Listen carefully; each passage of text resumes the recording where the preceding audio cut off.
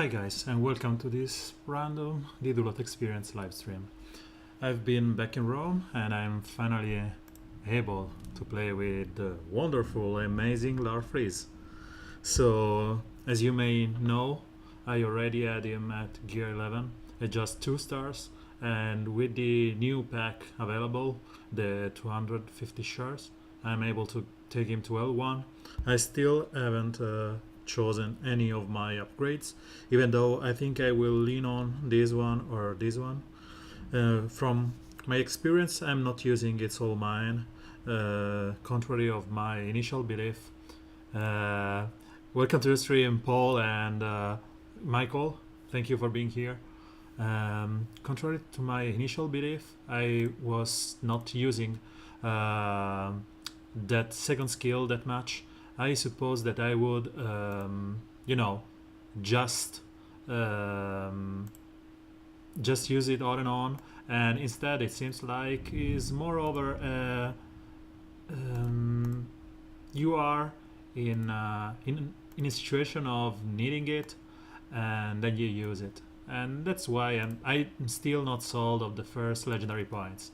What's cool here is that he's finally able to do some real huge damage, especially because as soon as you get to his L4 of this skill, you get 4 intelligence up, which are permanent, and I'm still like 3 ring shorts of this. As soon as I will complete my PvP cycle, I will be able to get the 5th intelligence up. So I've just capped out my energy, so let's go and punch some faces. He's pretty cool.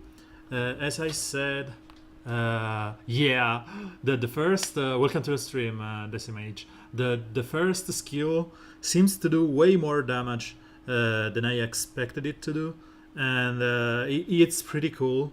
And I'm toying in Siege with this composition while randomly playing. I'm using so many other different with Larfreeze. This is one of those with Stars of Fire, which have finally taken to Gear 11. Still I'm missing some rings, and Starfire is one that I really like with Larfreeze. So this is the usual need of killing Wonder Girl on turn 1, and from there we will go for the Larfreeze combo with Starfire. I know that there's Etrigan in there, so it's scary, especially because Superman will go ham on your guys, but it's just because I want to showcase what I was saying about Larfreeze and Starfire punching holes into stuff. So here I can steal whatever, and I will probably steal the intelligence up, and I don't want it, so I will steal, by the way, the crit immunity on Etrigan, and that's good, and the damage immunity from Superman is pretty huge. The only issue is that stealing the invisibility from Deadshot means it's exposed to Power Go. And what I was saying is that you just right now go with this random attack from Starfire just to set up her first skill, and then you can use the normal attack that packs a punch or Justice 3. I'd rather show the normal attack because I want to show how much it does with no buffs at all. And after that, you have seen Starfire buffing up and getting the intelligence up. The issue is that there was no target for Starfire to use the intelligence up, so she just do a lot of damage with Larfreeze, and he's just destroying stuff. He's one of it's real that he is some kind of green Etrigan.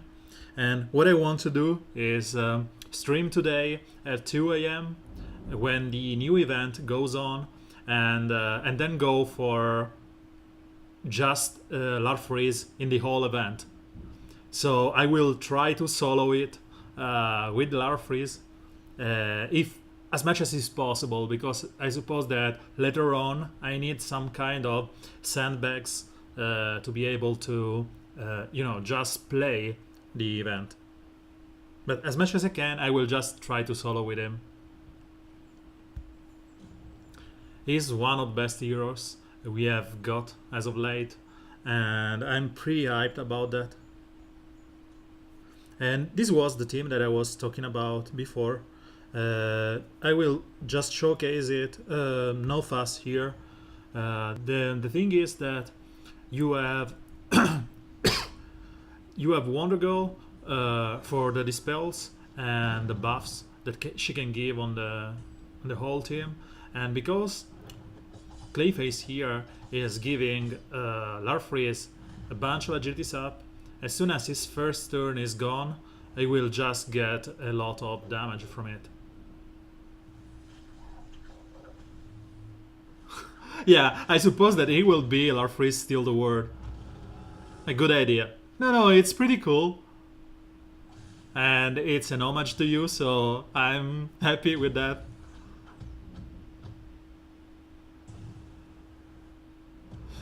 So we have seen Larfreeze just being in the dumpster on his own and having to, have to put up with all those on the other hand.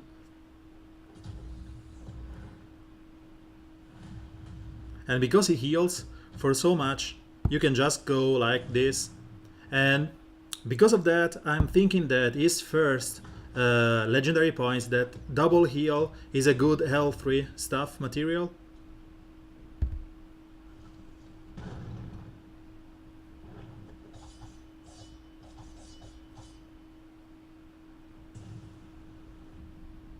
So 11k on a Superman is pretty rad.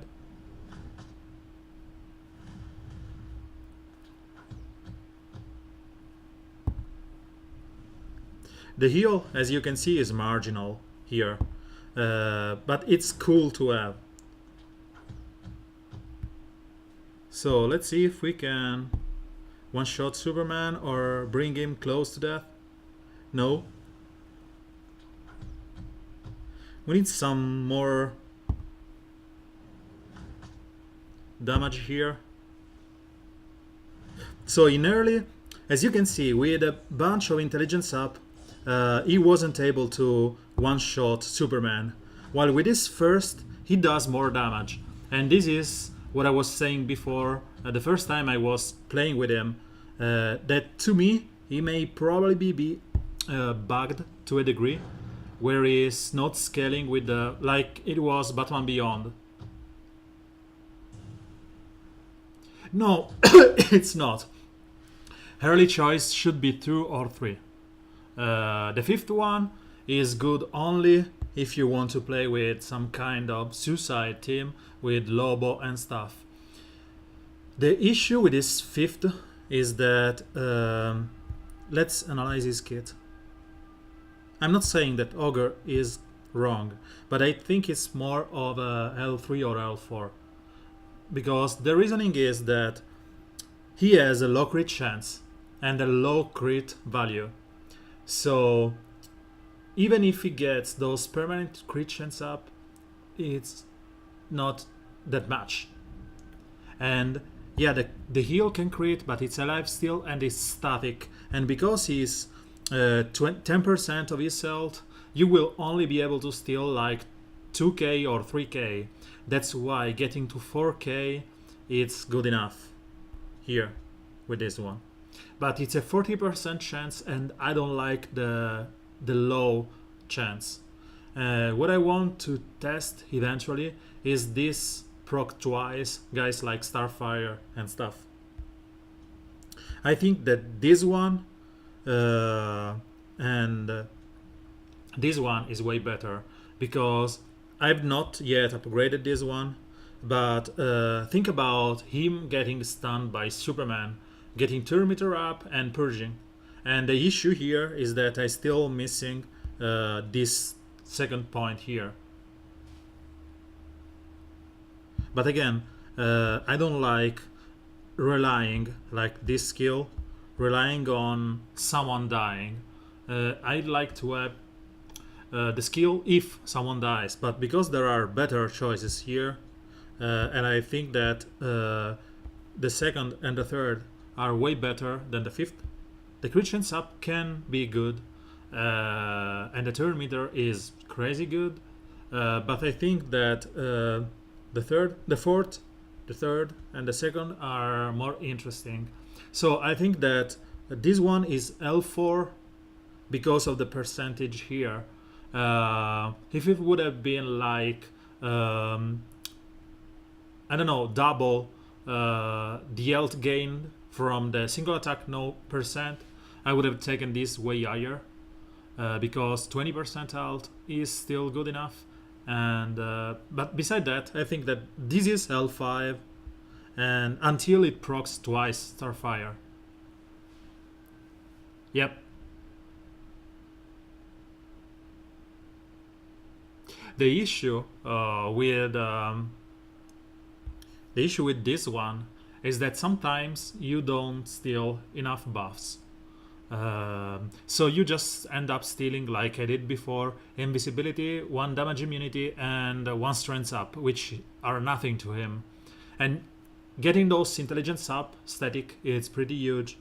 But my point is that I'm here with let's say 50 or 60 over 130, because at the end of the month everyone will get to 71, sorry. So with the event completed, I will get enough for his L3 just because of that. And let's say I stay here, I will gain enough. Yeah, his basics trigger Starfire, and is one of the best combination that you can play him, because he's lower. So Starfire goes first, she buffs herself up, then he goes and she buffs herself again, and then you can AoE with a bonus chance.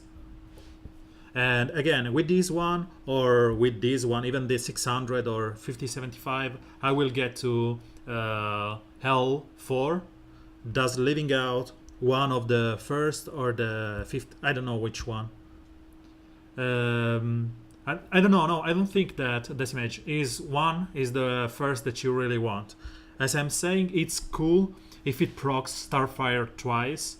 Yeah, but 3, 2, 4, or 3, 4, 2, it's way better. The fifth and the first are the weaker one to me. And I realize that those permanent buffs are interesting, but you have to consider that we live into a Wonder Girl world where getting more buffs, it's more detrimental than it's useful.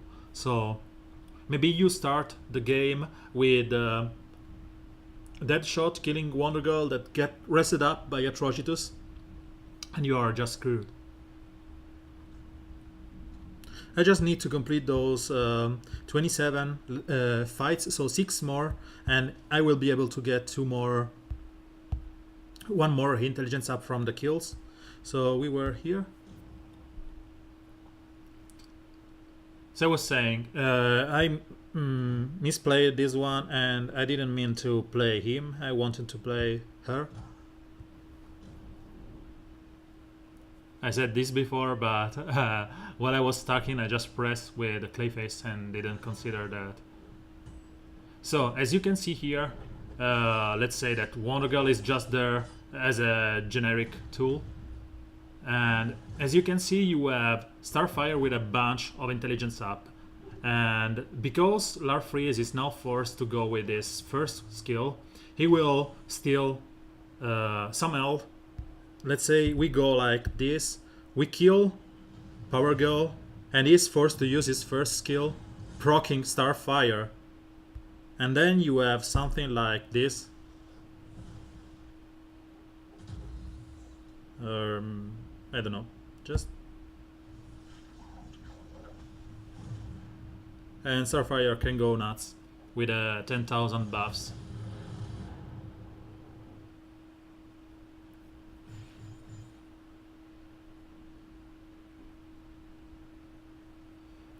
The Purge would have been #1 skill if it happened before the damage. But because it's after the damage, you will end up in the annoying situation where you hit your Power Girl or someone and you just fizzle.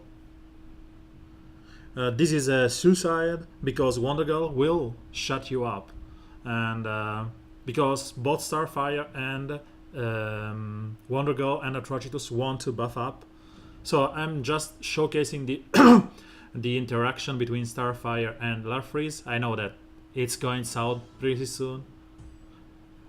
Here you should go with just like yes, kill Wonder Girl and so on. So as you can see, you have your team buffing up on turn 1. And every time he attacks, he just go crazy.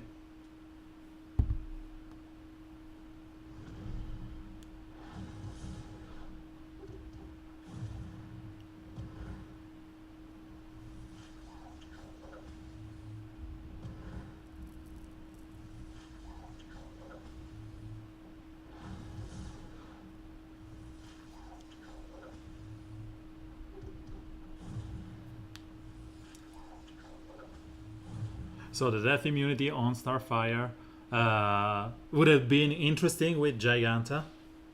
But again, I think that the interaction between Starfire and Let's Play without any kind of any kind of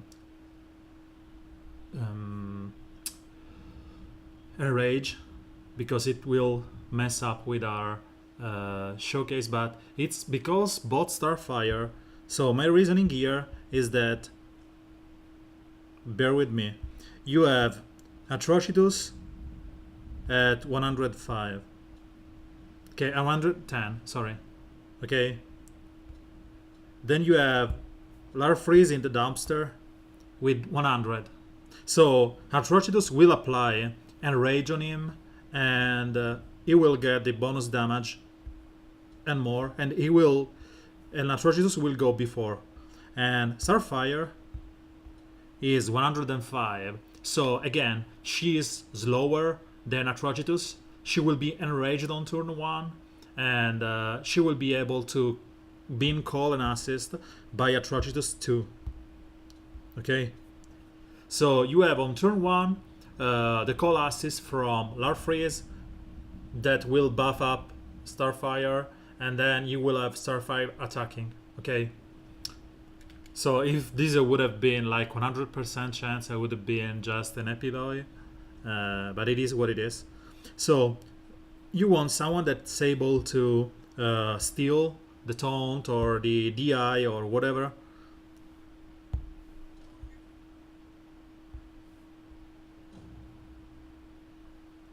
So in the last spot, you can use your Clayface to taunt up and steal the taunt from Power Girl, or maybe stuff like that. Or maybe you can use your Harlequin Magister, or even Deadshot is good here. The fact that on the other side there's a Power Girl makes me choose like a blue guy, and there's Mira with the demand on AoE and POT. So POT will shut down our guys. So I'd rather use my Clayface here and be done with that, because the call assist will probably purge the strengths up. And you can call an assist with Atrocitus without fearing the problem of Power Girl retaliating, because he is invisible.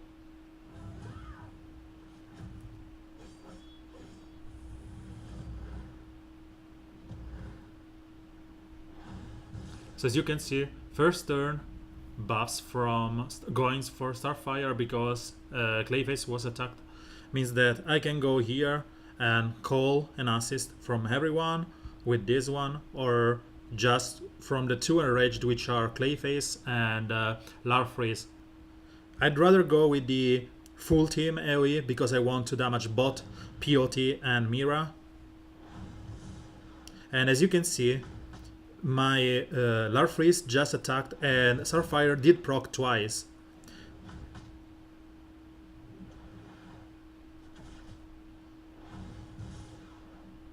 So as soon as Starfire gets a chance to be call and assist by Larfreeze, by Atrocitus 2 or something, it will be just a slaughter.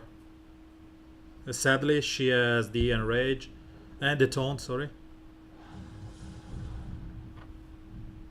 And then we can go. You have to consider that this one will not do that much of a damage to POT. So let's just steal the buffs here. Stealing damage immunity and death immunity is huge. And because of that, we can just go and kill the guys.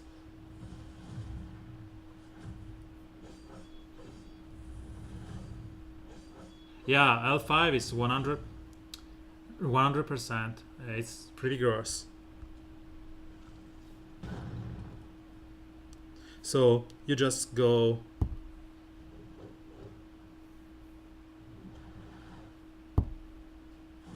So first skill just did 13k damage to POT.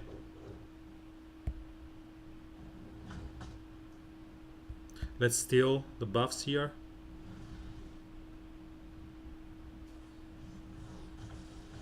He didn't die from Mira's third, sorry.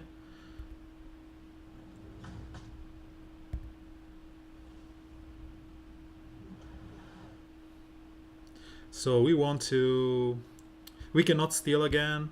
So the best thing that we can do here is enrage anyone and try to steal with the Clayface that damage immunity. We failed again.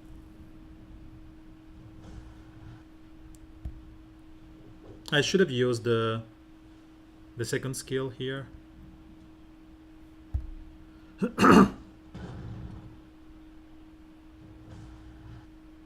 So let's see how much damage does the third skill. Not that much. As I said, I think that the first skill does way more damage than the third one. Even with a bunch of intelligence up and buffs. So I think he shines. Sorry, let me mute it for a second.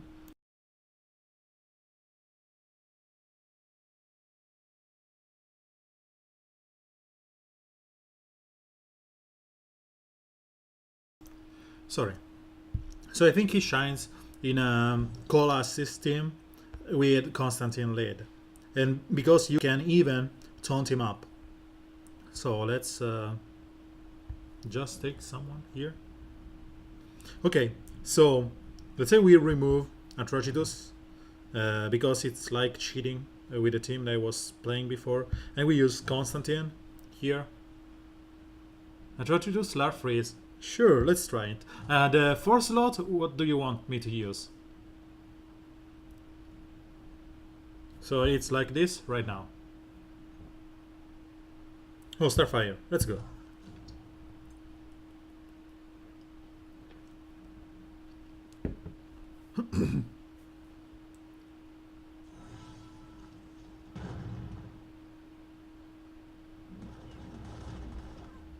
So no healing for us here, and I suppose we want to just enrage everyone. Constantine will just call an assist.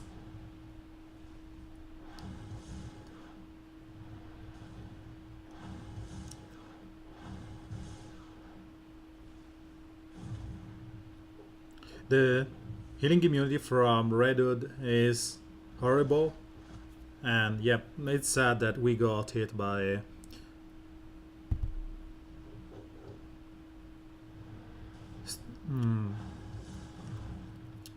It's one thing.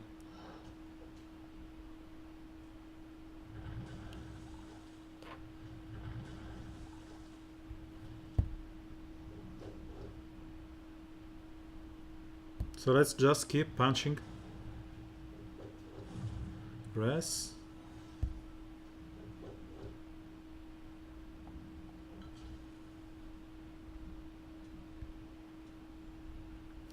The issue here is that we have no one to protect from Starfire. Yeah, healing immunity. It's okay. Supergirl, sadly I don't have enough rings, so she's stranded at gear 10. I use Superman in those cases, because he can taunt on turn 1 and survive. He's fast enough to protect your guys. And I think that Atrocitus here is not good in non-lead, because you will lose those 50% speed and damage. Well, maybe Starfire is better here.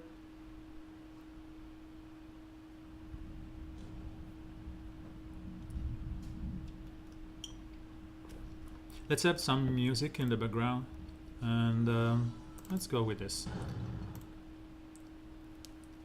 So the trick here is, as I said before, is taunt up and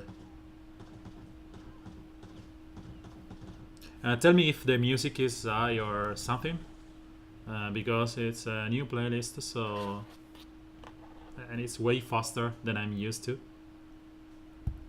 or you are used, because I listen to some pretty fast death metal. So let's go for this first skill that should proc Starfire, and as soon as she takes her turn, we should be able to kill both Red Hood and Dr. Poison. Superman is death immune until he is purged by Red Robin. I'm hating Red Hood, sorry. It's funny that they are losing so much turn meter, and they didn't care, because turn meter is just ugly. Okay, let's go with the usual stuff. Let's go with this one. I suppose that you may have preferred something faster than the usual stuff. So, sorry, I was saying it's ugly that, yeah, because I didn't want to cheese it. Wonder Girl would have just make it trivial. If I want to go for the easy beat this team, I would go with Superman lead. Yep. With Superman lead, don't play Starfire Larfreeze, and go with Superman, Clayface, Wonder Girl, and Despacito. Yeah, sure. You want Despacito? It will be Despacito.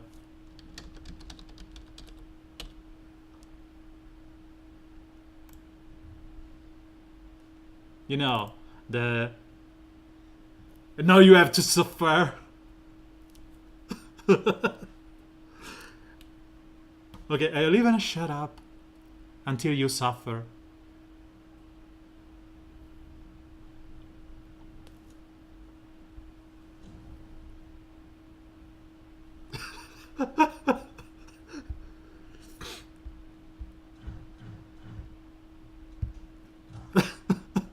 Okay, my ears are bleeding.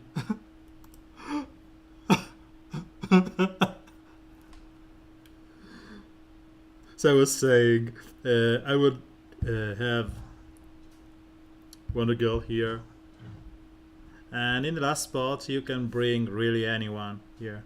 Maybe it's Larfreeze. Let's bring Larfreeze.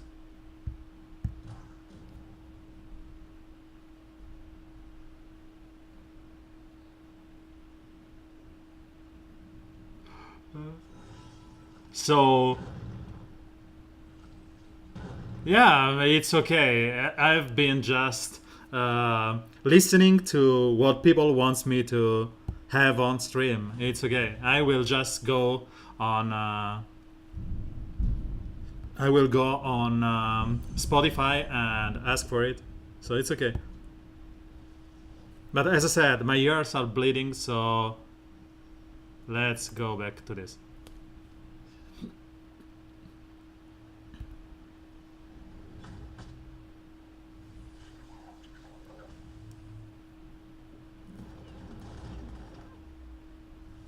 As I said, Wonder Girl makes this fight trivial.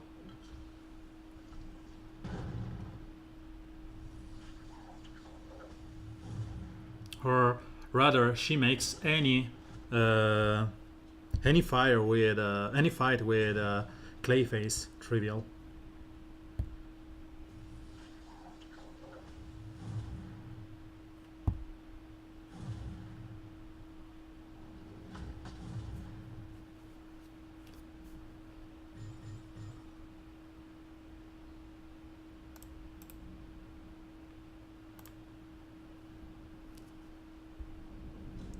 So I don't know how many I already did, because it seems that I should fine. So I got those 3 left. Where yep. Intelligence up, 1 more. Okay. So even he has this nose snowball. Yeah, I have a favorite song or band I will tell you about. Even the last 2 points have this snowball component where he kills someone and then goes again, killing someone else, and then again and again and again. And I will probably reset or refresh a couple of times tomorrow and Sunday, and I hope that before Sunday I will be able to just go on. And yeah, I don't have a favorite. I have a favorite band and song because they are tied to some of my memories, even though it's not something that I listen daily or whatever. My favorite song ever, it's one simple song from Sabotage, or Savatage as you should pronounce it, and it's called Follow Me. The song is will be played next. It's some kind of old, classic metal from the Tampa Bay area band, and I really loved it. The lyrics, the little solo that's in there, it's pretty good. I will just cue that. Yeah, Hollow the Mountain King is a pretty good album, but this is my favorite song, so let's go over it. It deserves a little bit of volume, and the lyrics are pretty on spot, even though this album is in '93. Yeah, and this is one of my favorite song ever, as a whole.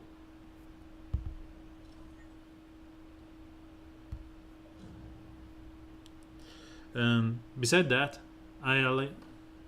no, there's not a lot of Italian metal band.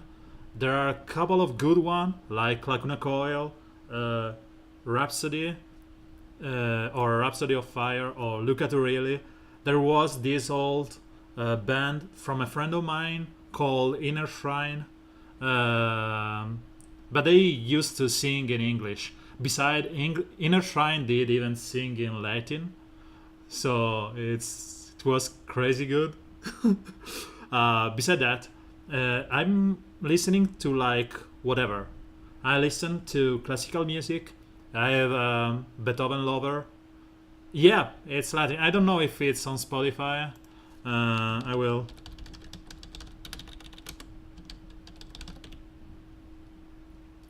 So this is. So they are on Spotify. I'm not listening to them since a lot, and I knew the guy who's leading this band, and yeah, he was a cool guy. And beside that, I've moved from classical music to rap to pop music, to heavy metal, death metal, I basically listen to something. Yeah, there's. I will give you the link of the band. Sure. Copy artist link. This is the Inner Shrine band, and the album in Latin is called Samaya, and this is this one. Copy album link. This is the album, but it's just. I think that Luca, the guys from Inner Shrine, was more in a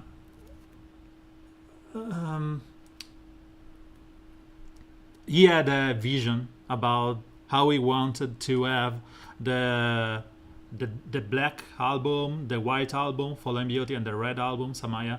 So he had this idea and he went for it. The first one is just plain English. So let's go back to the game. And as I said, right now I'm more of a post-rock, post-whatever music, so instrumental. And if I'd rather say what my favorite band at the moment is Russian Circles. They are a three-piece from Chicago.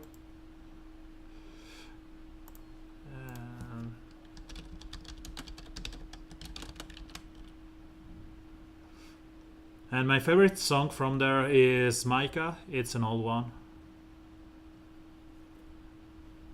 So, to tackle this team, they have first Toned Taunter, Anti-Toned, Bane, and Wondergirl. We can just go with the Atrocitus team we were using before. Maybe we want someone to...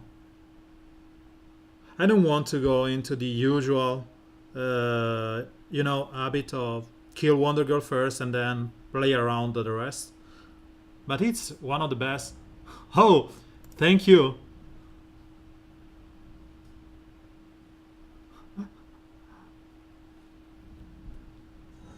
Thank you.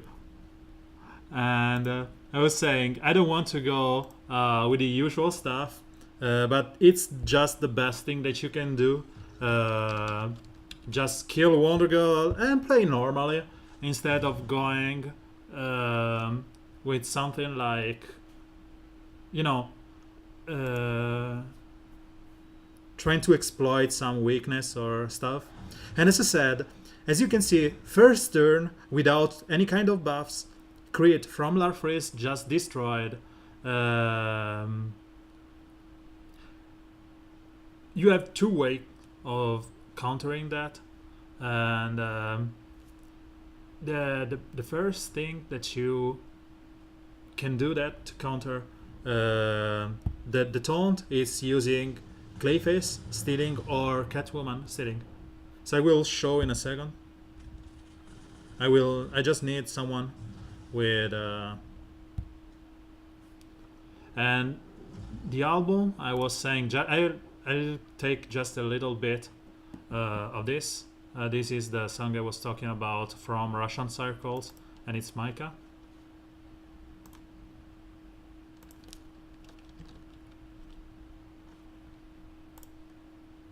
And you can just go like whatever.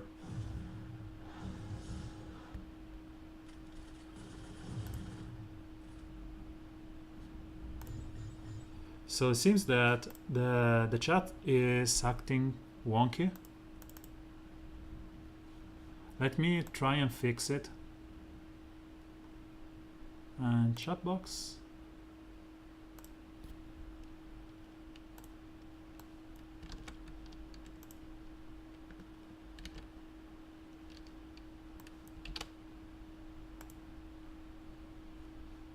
Let's see if this fix it.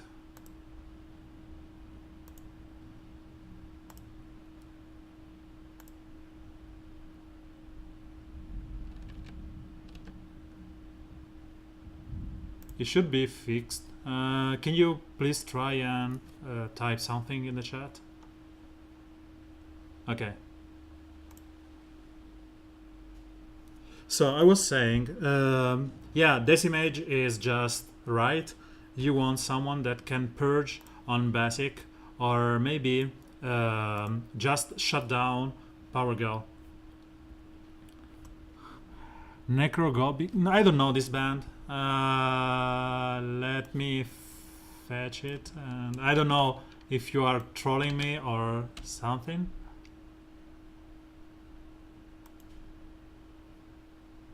So, what do you want to hear? I will just go for the most. Yeah, I will go for the most heard song. Beside the explicit one. So no one survives. Oh, so it's just grow.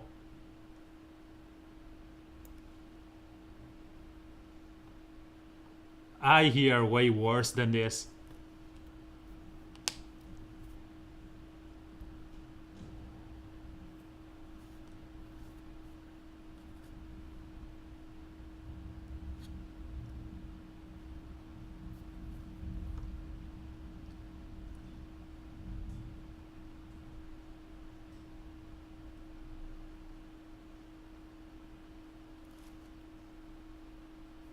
So I was saying, to counter up Power Girl on turn 1, yeah, pretty tough. You can just go with this one, as usual. And maybe, I don't know, Etrigan or whatever. Here. Because you will be able to purge Superman, Wonder Girl, and Rage's taunt with Wonder Girl, while Superman taunt up and save your guys, and Etrigan just dispatch the opponents. But instead of going with Etrigan, I'd like to, use my new Larfreeze here. So let's see what we can do with Larfreeze.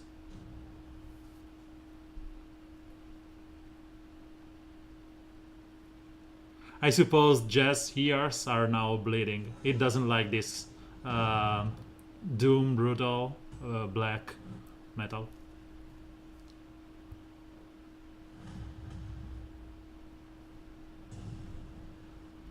So I just taunt up, wait for Harlequin Magister to go first, and then we should purge the taunt, making us able to kill them on the next turn. So let's just... The issue is how I kill is one thing here.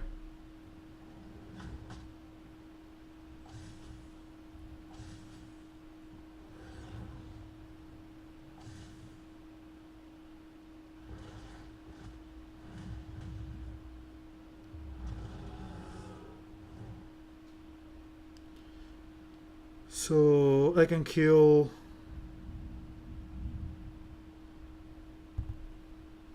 Bring down Superman.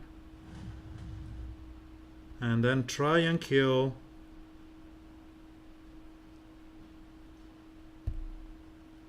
Power Girl. No, I didn't, and I failed miserably here.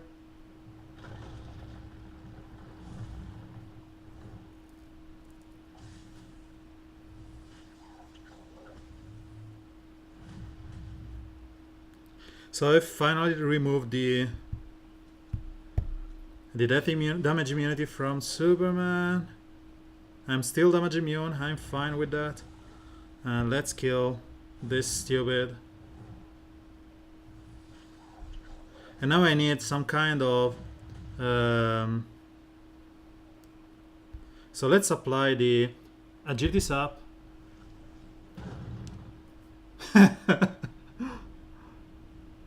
So let's apply the healing immunity and buff immunity on Swamp Thing, and we should be able to kill it. Yep. And this is over. We can taunt up. I don't listen to that Slayer. I don't listen to the old thrash metal bands that much, nor Slayer, neither Metallica or Iron Maiden or whatever. I like some of them. I even played some of them. I played Metallica for a long time, even though Iron Maiden. And and it's pretty good. But I'm more of a as I said, as of when I was a metalhead, we did 3-star. This matchup was pretty crazy, but it was good enough. When I was a metalhead, I used to listen to the old, no, not old. It's like 90 or 2K German metal. You know, the power, the speed from Gamma Ray, Blind Guardian, Iron Savior, all those stuff. And it was my phase as a metalhead, and then I moved from some kind of shred. At the time, I was listening to stuff like that, and this was one of my favorite from the faster period of Blind Guardian. Let me find it. Where is? Okay. This was the faster period of Blind Guardian that I really digged.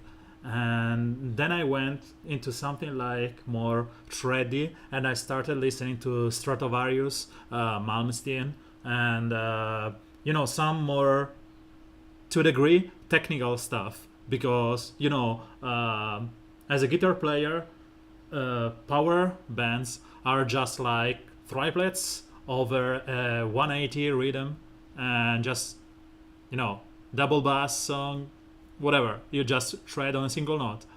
And then from there I started listening to death metal. I started listening to death, just the band Death, Opeth, and In Flames, even though the new stuff are strange, Trivium, and everything that was growly at the time. And then I met a girlfriend which was more into Italian stuff, and I started listening to the Italian rapper Caparezza, don't make me pronounce it in English, which was pretty cool. I still love him. I've seen him live so many times. Sorry, I need some energy here. Laura Pausini, no, I will die before I listen to Laura Pausini. Or never say never, but you know what I mean. So let's see if we can open up a pack of PvP energy. At my funeral, please, if someone brings up Laura Pausini, please shoot me again.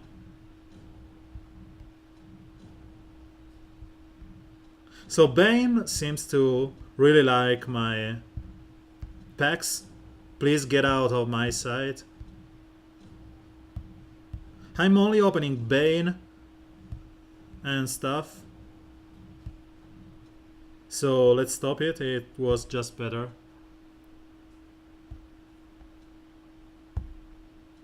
No, we don't want to open those.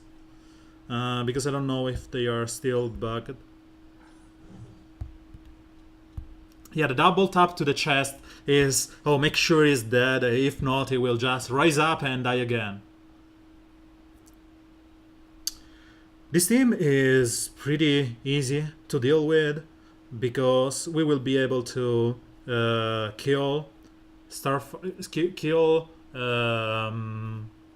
Wonder Girl on turn 1 with Deadshot, and we can use someone else in the last spot. Maybe, I don't know, because Starfire will get her turn. No, let's go like this.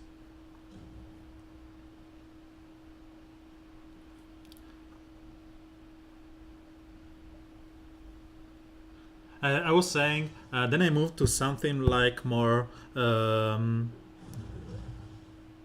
interesting lyric-wise. So this was this was Starfire. We want to rack up some death immunity on Larfreeze, on Starfire, because we don't want her to just die like this.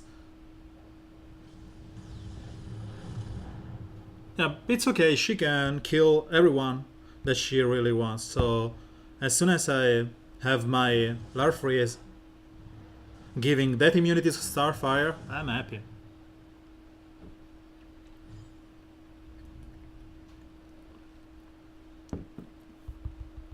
This is not. This is not the siege. ICR. This is not a siege where you don't want to lose any stars.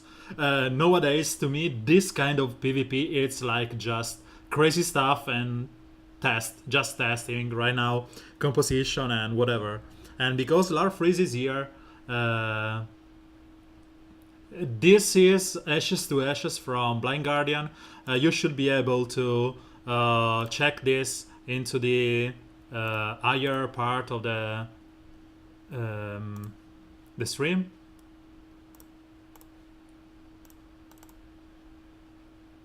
We have been going over some kind of preference and stuff over music, so we are just jumping around groups and stuff. That's why Blind Guardian are here.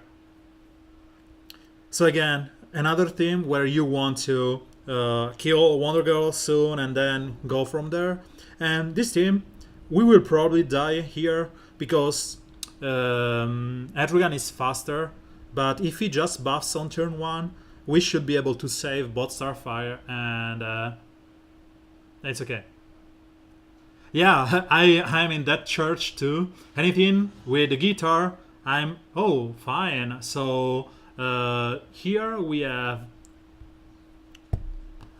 Wonder Girl that's not buffed, which is pretty rad for us. So let's try and kill Power Girl on turn 1. This expose our own Star Starfire, but there's no Etrigan to kill her. So after Blind Guardian, they have this kind of music, as you can see, the hard part and the melodic one. I really digged in my time Dragon Force. I'm not listening to them that much right now, but I really love them.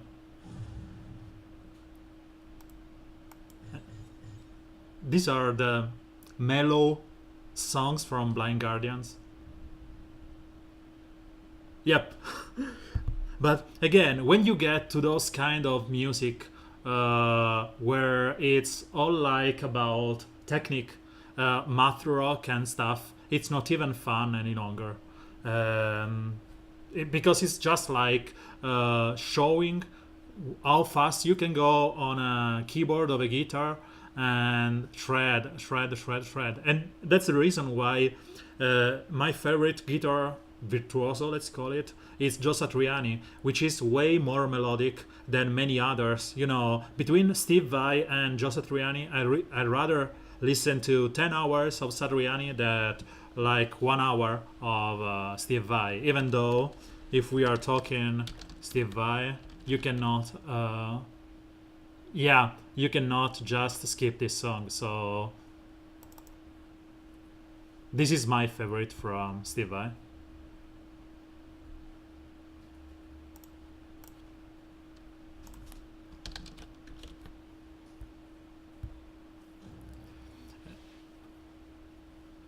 Again, usual reasoning here. You kill.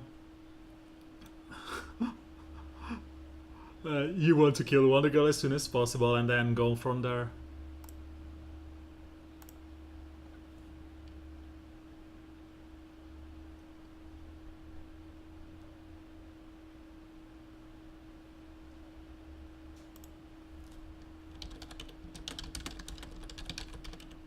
Larfreeze is huge. I think to be gross at Etrigan level, he needs like L3. But it's pretty gross. And the interaction with Starfire is there. You just use his first, Starfire gets the death immunity and goes on. And if you have a call assist composition, you just laugh at them.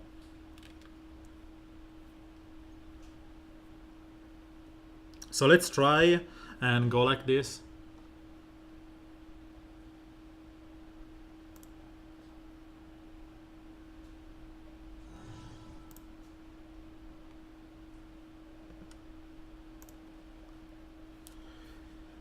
So as I said, you want to boost up your dead shot, kill Wondergirl, and then you can maybe bring Power Girl close to death. Or I should have. I remember that I should have buffed up my Starfire.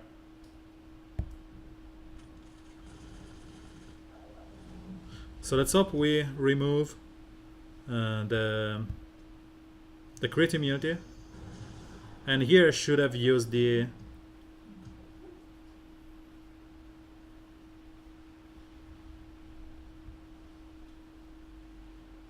so let's try this.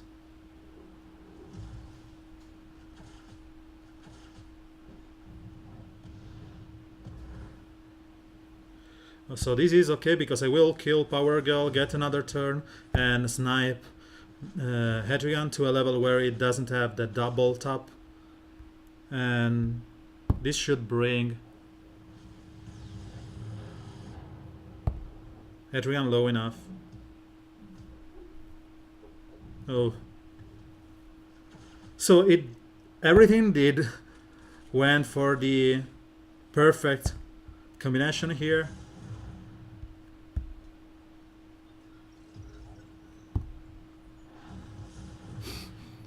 Grodd, Starfire, Larfreeze, Etrigan. I will just run the team. Sure, if there's no Wondergirl on the other side.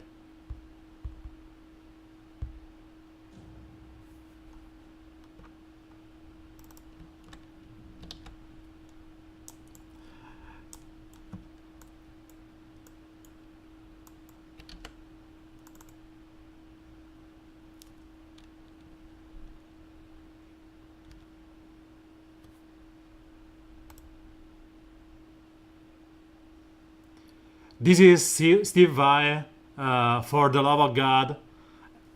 And as a guitar player, when I started learning this song, I said, for the love of God, please put down this guitar, you are just killing it. It's so gross. One of the best songs from Steve Vai, in my opinion, if not the best.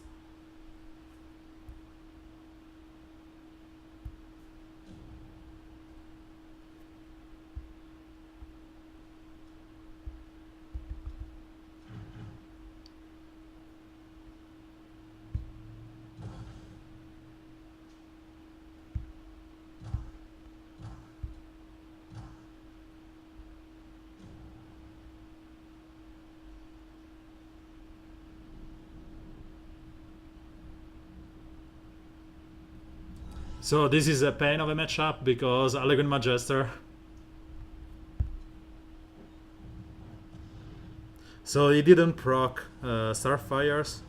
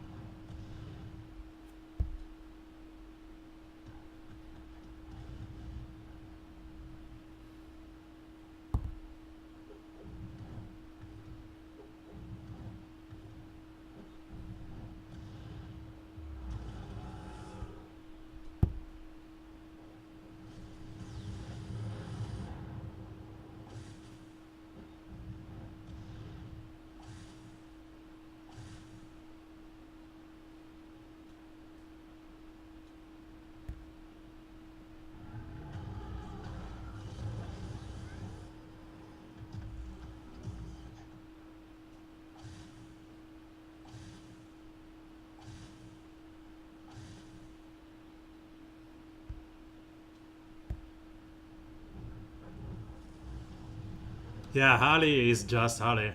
And as you have noticed, Etrigan went on the only target that he should have avoided.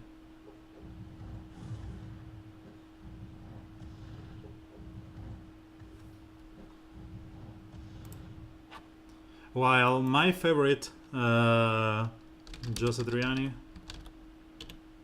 my favorite Joe Satriani song, it's Hard because I really love him. And I suppose it should be I don't know. Maybe this.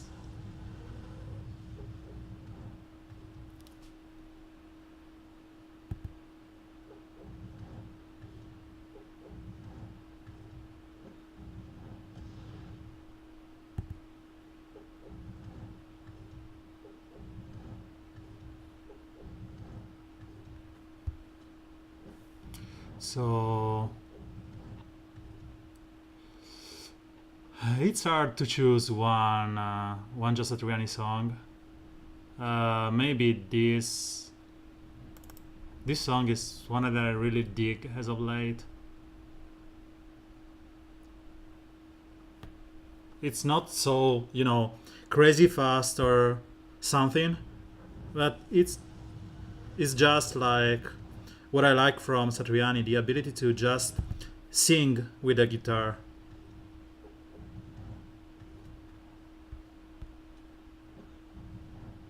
Now surfing is so cheese.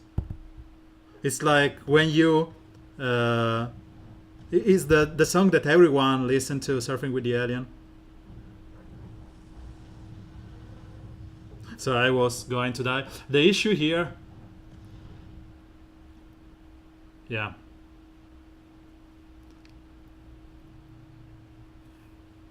Buckethead, I will put it after.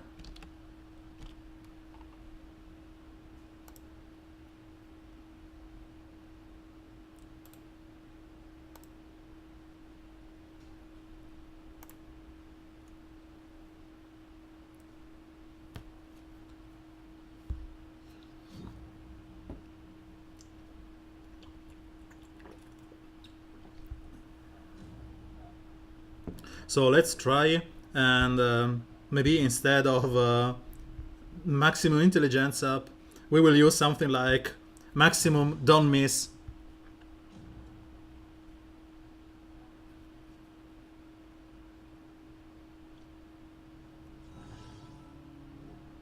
Sure, I will show Stars of Fire soonish.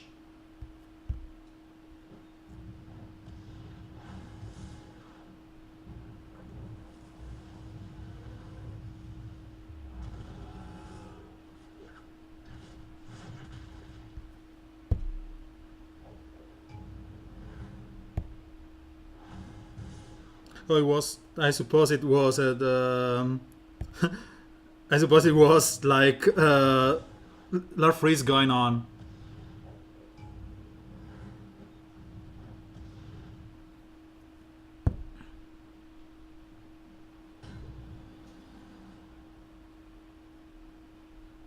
So let's just steal some buffs here.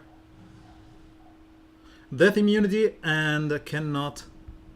It's pretty good. Let's kill that stupid. So this should kill everyone or bring Etrigan low enough that I can kill in a couple of turns.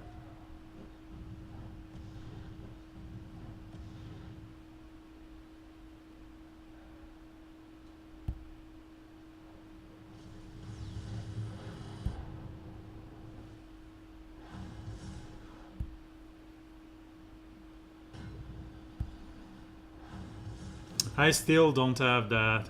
Yep. The issue with strip all buffs is because it happens after the damage is done. So you cannot kill someone with DI or whatever, buff immunity or I don't know.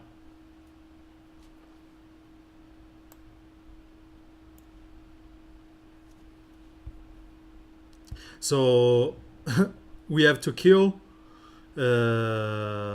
Wonder Girl, whose this team is just gear 10. I don't know if it's worth to you to showcase some Stars of Fire.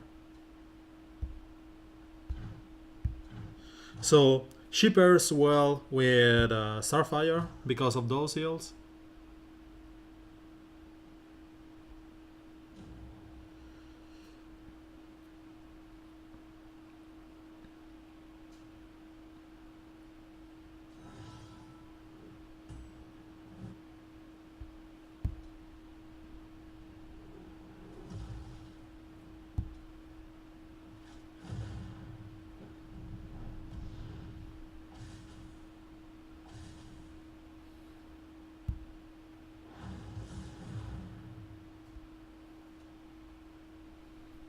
So as you can see, this is the only gear 11 here. So I want to use the first skill on her just to showcase the damage.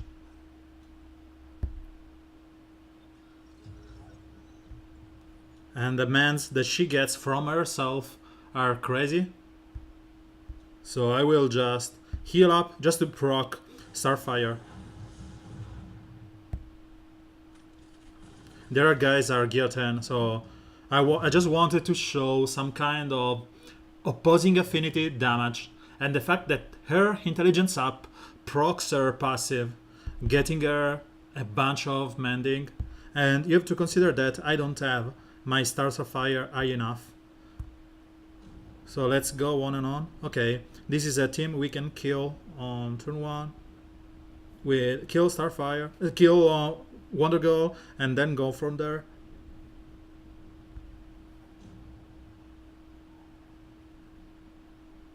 She's not that slow, and you know Red Robin exists, so let's say you want to just use her differently. So I'm not showcasing so much because they are dying so easily. So as you can see, the mans that she gets when someone gets some buffs are pretty interesting. And if you see the damage she does on an Etrigan gear 11, it's 11k on an intellect based character. Those are interesting. And because she feeds on herself, is like, oh sure, I will be an independent girl in this world and I will buff myself until the end of days. So she's pretty cool. You can speed her up with Red Robin. She's not that slow, and to be honest, I've played with a slower character. She's 91, and you know Larfreeze is 100. One big, huge issue that I have, I went for this legendary order. I skipped this one, and to be honest, I don't regret it because she will be L5 sooner or later. The big issue that I have is that she forced me to upgrade my Superman to level 74 just to be my, icon in the Alliance. Because as you can see, her power level is higher than everyone.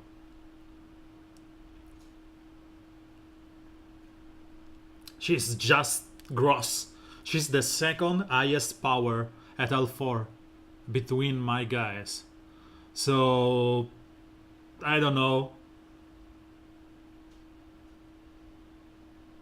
Yeah, I wish that we could select it. My Superman would have been level 17, and I would have saved so much XP orb, because as you can see, every time I have to get to one more level, I have to spend 100.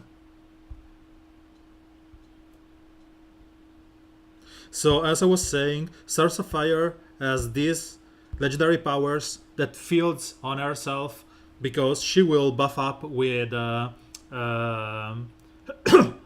she feeds with her own intelligence up, gaining buffs. And if you use this one, she will heal someone, and because of the heal, she will get some kind of buffs and proc, for example, Starfire.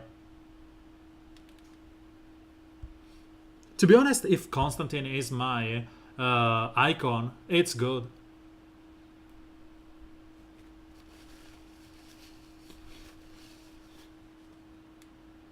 Larfreeze is pretty good. I'm still torn on those legendary points, because beside the first one and the fifth one, which seems like L5 material to me, so 4-5 material, second, third and fourth are pretty good, and this turn meter up to me makes a huge difference.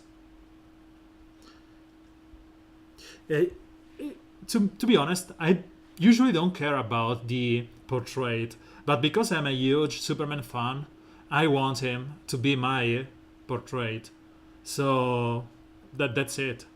If you check my alliance, we have guys that have gone way to have this. Michael is in chat.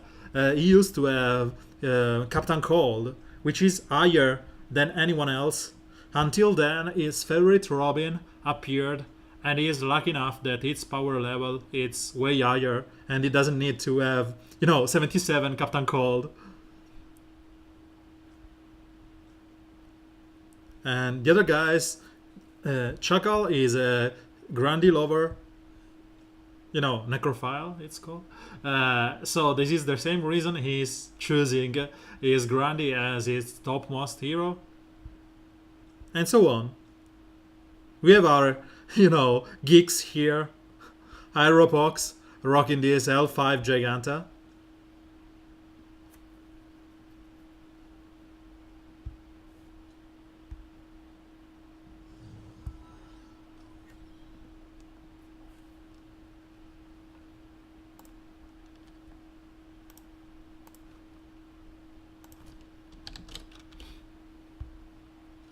People were asking before where I'm in this league, and I'm in the top 100 ranking between.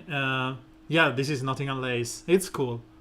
Ranking from 40 to 100 depending on the time of the day, and other guys are playing before me or I have to play yet.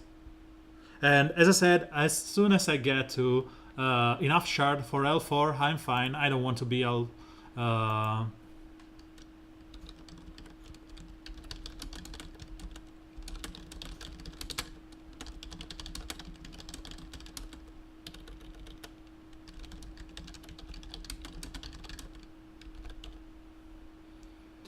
Yes, I will show it again.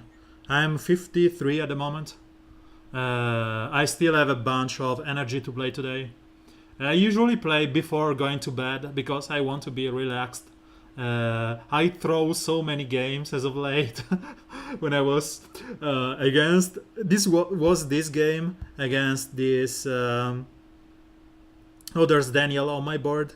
I went against this guy with Atrocitus lead and Wonder Girl, and his Wonder Girl just refused to die. I think I killed her thrice and she kept racing, and then he destroyed my team. It was like one shot her with dead shot, then again kill her by buffing up with Red Robin and going again, and so on and on and on, and she kept racing. So to me it's like, you see Wonder Girl, bye bye, I am out of here.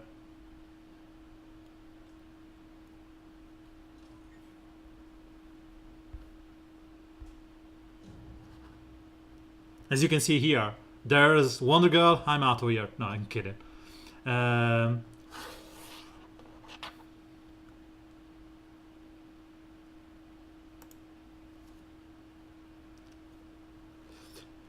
So again, against this team, we can still playing Larfreeze. It's tricky here because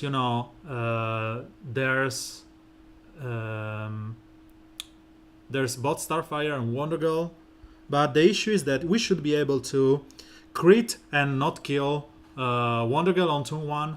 Then we should be able to kill her with the normal skill from Deadshot, gaining one more turn.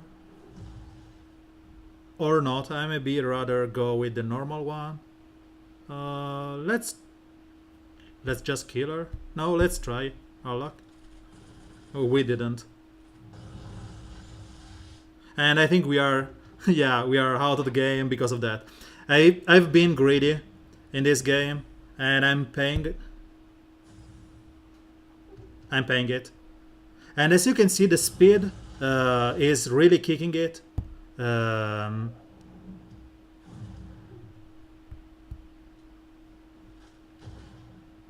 there's no point here. I don't think that I can get out of this game.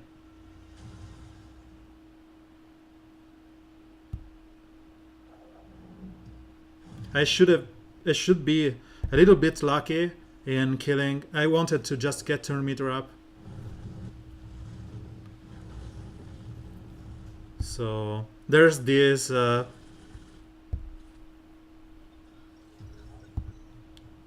this super girl that will destroy me.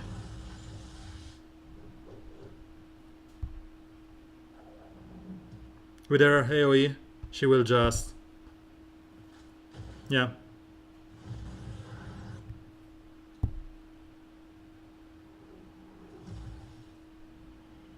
Yeah, there's nothing to do here.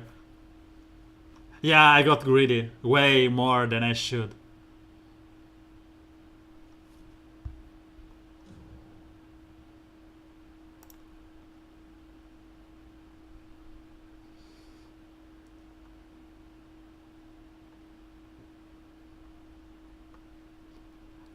One more song from... So, any other song request? Yeah, but it was better than just dying.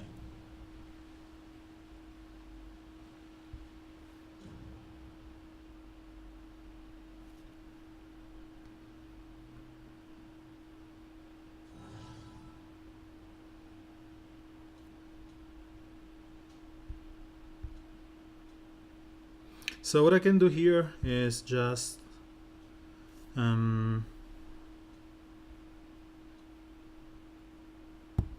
down Starfire.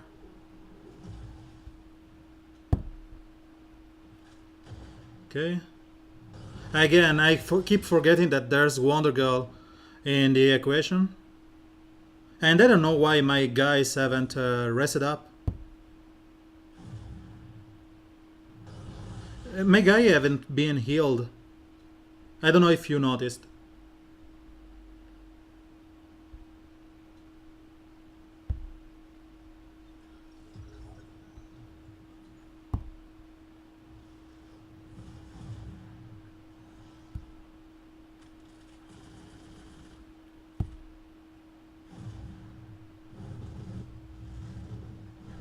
Larfreeze and Ivy in a second.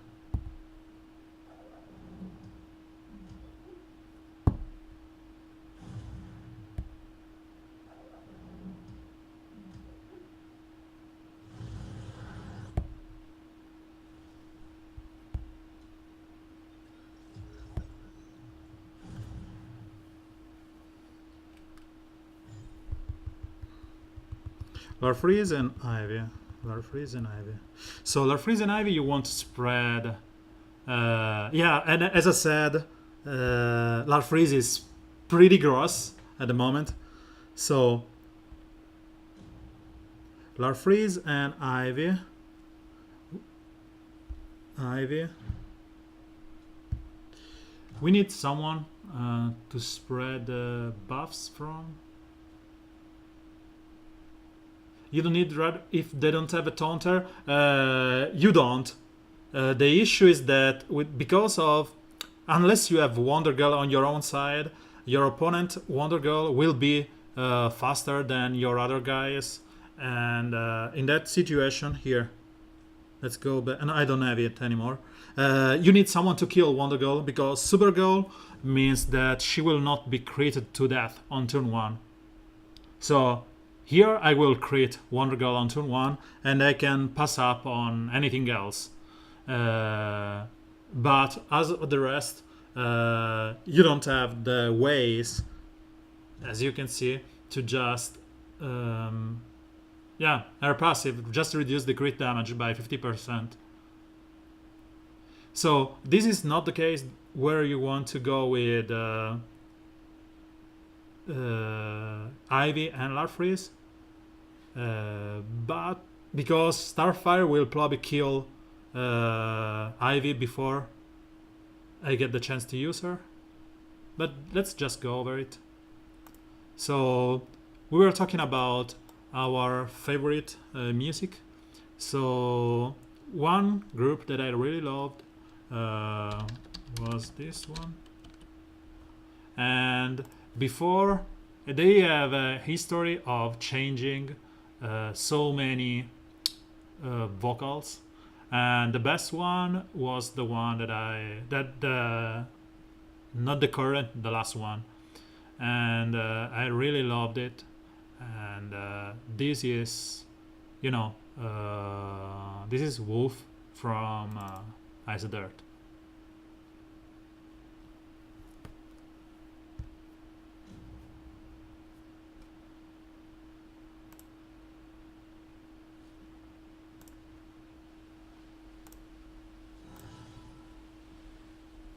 So the plan here is the same: kill Wonder Girl turn 1, Superman will proc, we have Wonder Girl to dispel that damage, and as I said, the issue here is that Starfire will just kill everyone.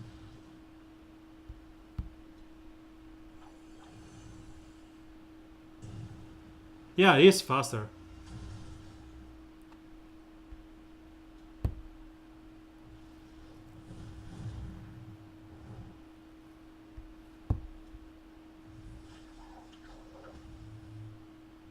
Yeah, if you just go with a 3 on third skill on anyone with that shot, you can just one-shot them.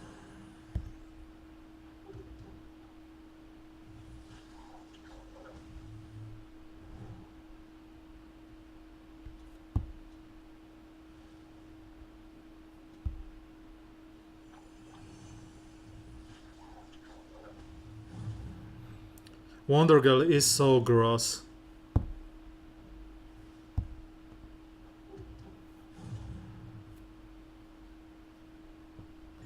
This album from Ice Dirt, it's all around movie creatures. So it's Wolf, it's Damien, it's Frankenstein monster, it's Imhotep from The Mummy, and so on.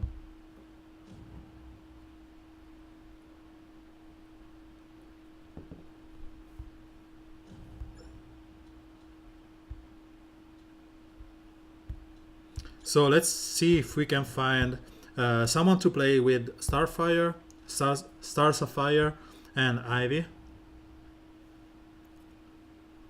And this will probably end up. So if we go Ivy here, the issue with Ivy is that you want to spread the permanent intelligence up, right? And because of that, you have to kill someone. And in the current meta, one shot are usually associated with some kind of cheesing mechanic.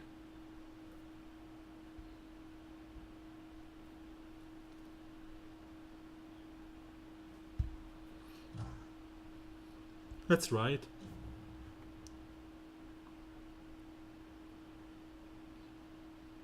I have, if you have taken this team, I have no one against Etrigan, so we will probably die in the process. So let me put the For Science icon and stream.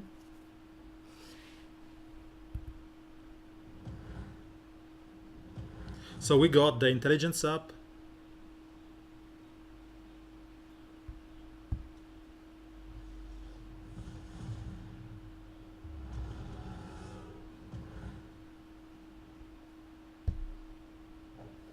We got the turn up, and the issue is that right now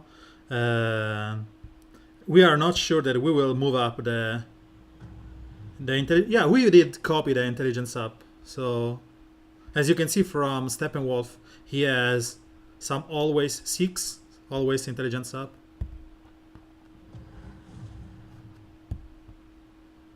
$15K to Etrigan. Hi, welcome to the stream, Augur.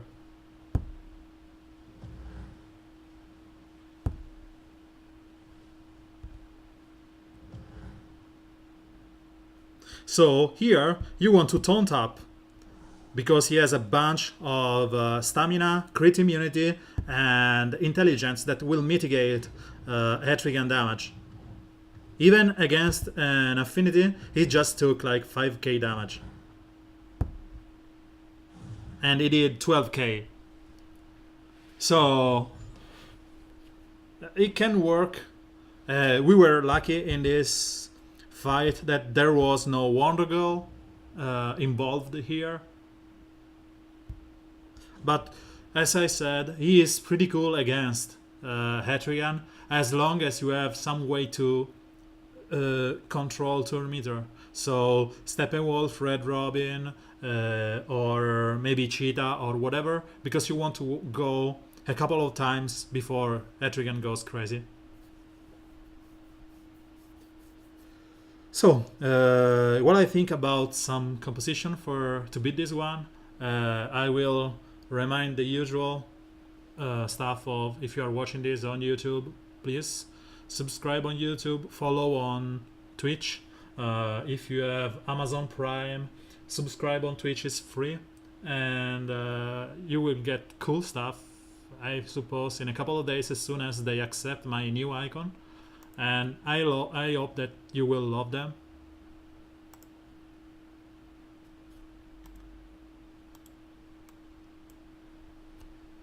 So, talking about music, we were talking about my faves.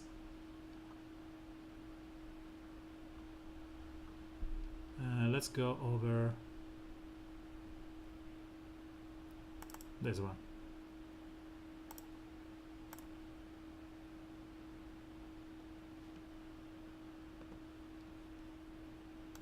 This is a slow song from Russian circles, but it's pretty cool.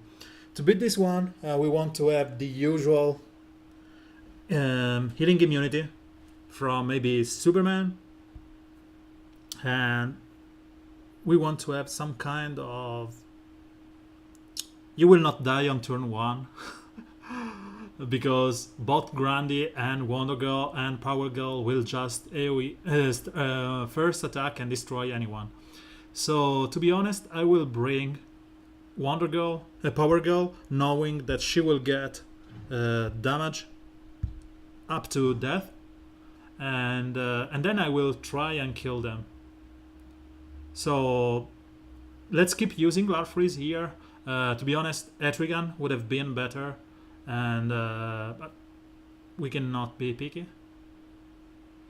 Supergirl Dr. Fate combo is pretty good, but both my Fate and Supergirl are without any kind of rings. So Supergirl is gear 10. Where are you, Supergirl? Here. I have all the stuff, but you just need this point, to be honest. The issue with Dr. Fate is that I was stranded with gems until today, so he is just upgrading, but the rings are in the dumpster, so this will not trigger at all. I worked on White Lantern Sinestro because of previous month requests, and I'm waiting for the rings to make him usable. I went crazy and upgraded my Stars of Fire. Not even full skill, but those 3 were draining my blue rings. Yeah, but Supergirl and Dr. Fate combo was pretty cool and would have beaten that team pretty easily. So as I said, Etrigan or someone else here could have been good. Maybe we could just try and play Stars of Fire here, because she will be able to put Mance on Power Girl as soon as she attacks, and she can heal her. So we just random attack someone here. Hope for a crit. We didn't get any kind of crit here. We should retain our death immunity, which is pretty good. And we will try and have... The issue is that Wonder Girl will just AoE.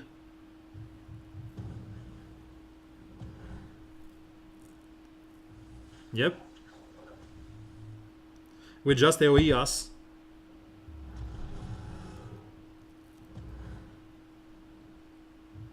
Bye bye, Grandy. So let's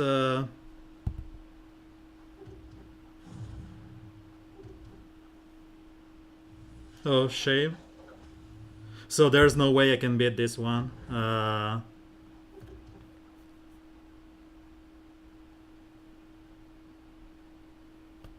Yeah, my super goal, as I said, is gear 10. Just that it's it's not good enough. So what I can do here is to just cheese the fight. You know, something like this.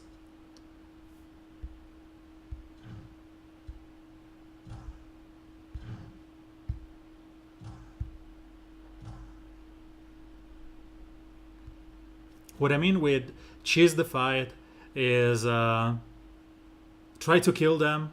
Wonder Girl can rest. I shouldn't have brought Etrigan. It's cool. If she rests up, I have my Wonder Girl making some noises here.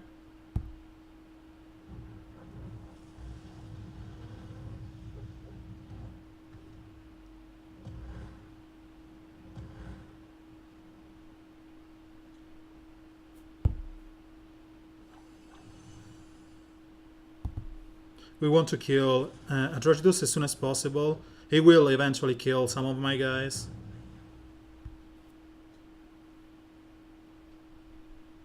I don't know if I want to go invisible here, try to purge some strengths up, or kill Atrocitus.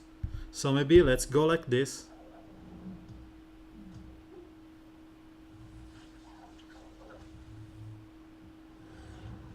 And then we kill Atrocitus first and start spamming with see you later, Decimage. Thank you for being on stream.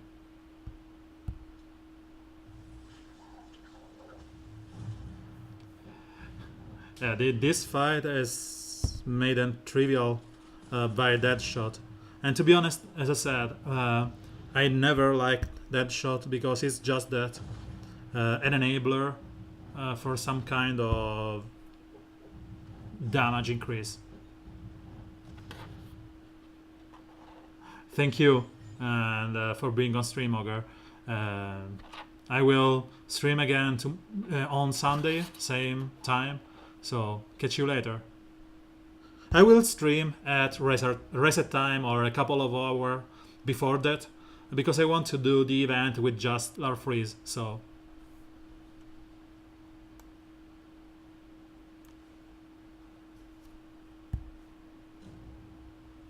to me, when I see some kind of Wonder Girl, it's always Deadshot, Red Robin, and the rest of the team is like whatever. We can go for Larfreeze, Stars of Fire, just because they are new and shiny. But the issue here is that if Wonder Girl rises up, you want to have your own Wonder Girl to kill her before she goes with the AoE. Because if she rests up here, you can AoE and kill her.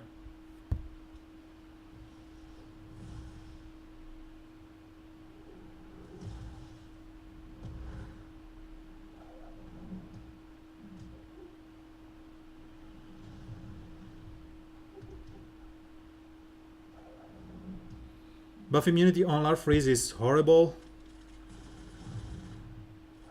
But at least we have some kind of buff immunity on our arm.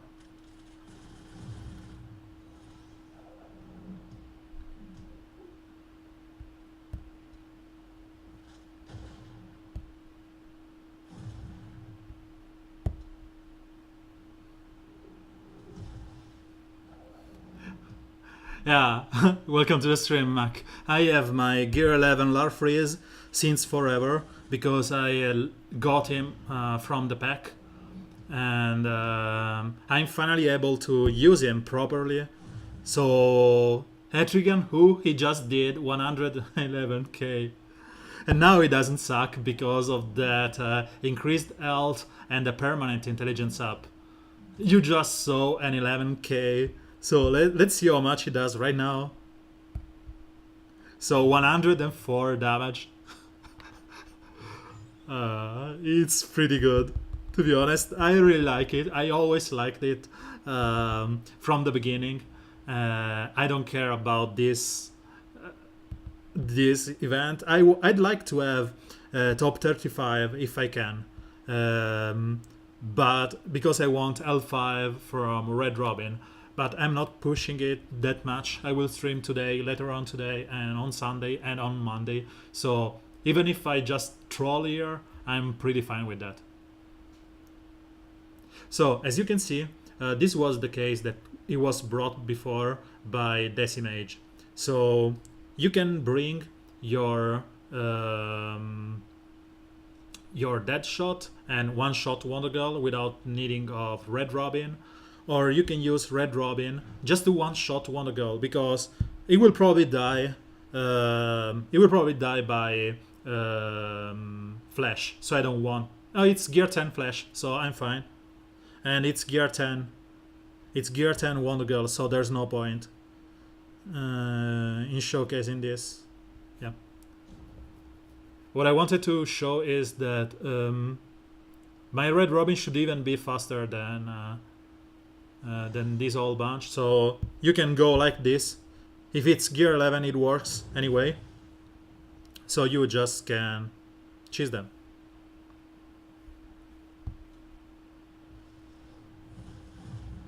75k on a Gear 11 Redwood.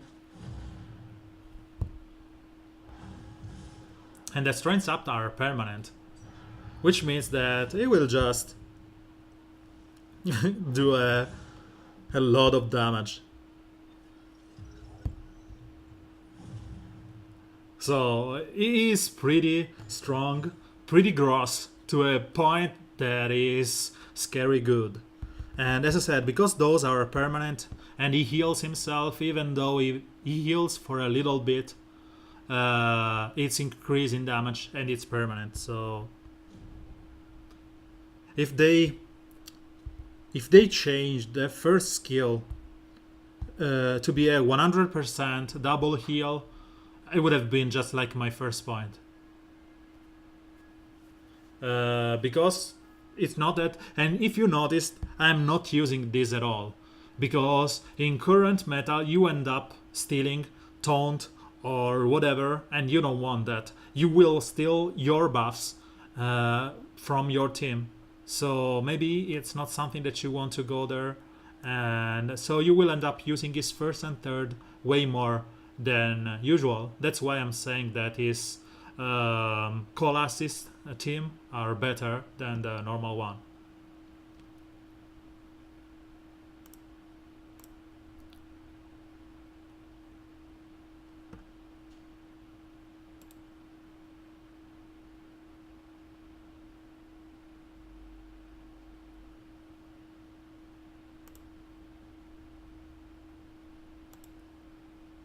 Oh, so talking about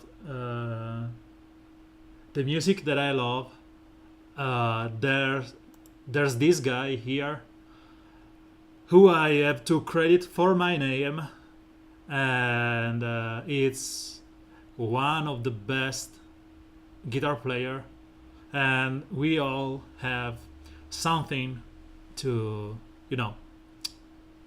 thank him for. He is the father of what we may consider rock music nowadays.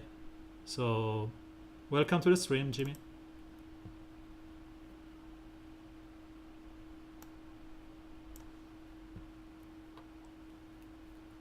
I think that can go on as long as I want. I will stream for another hour at least, and maybe more. And I will stream later on at reset time or a couple of hours before, depending on where I return home. And then I will stream on Sunday in the usual time slot, so 3 p.m. to 4 p.m. I don't know when, to usual 6 or 7.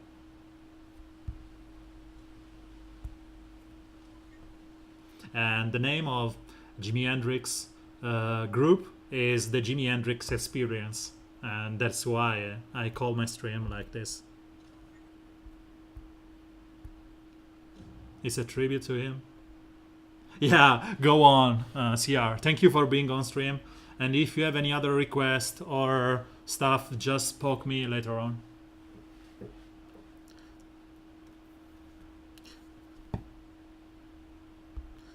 So, where's Larfreeze? Yes, here.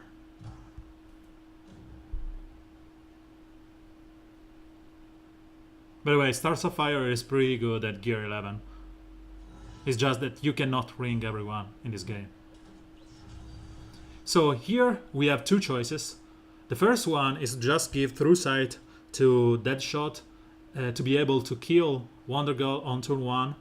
The second one is to just try and one-shot the OJ. But I'd rather kill Wonder Girl before she goes Sams on me.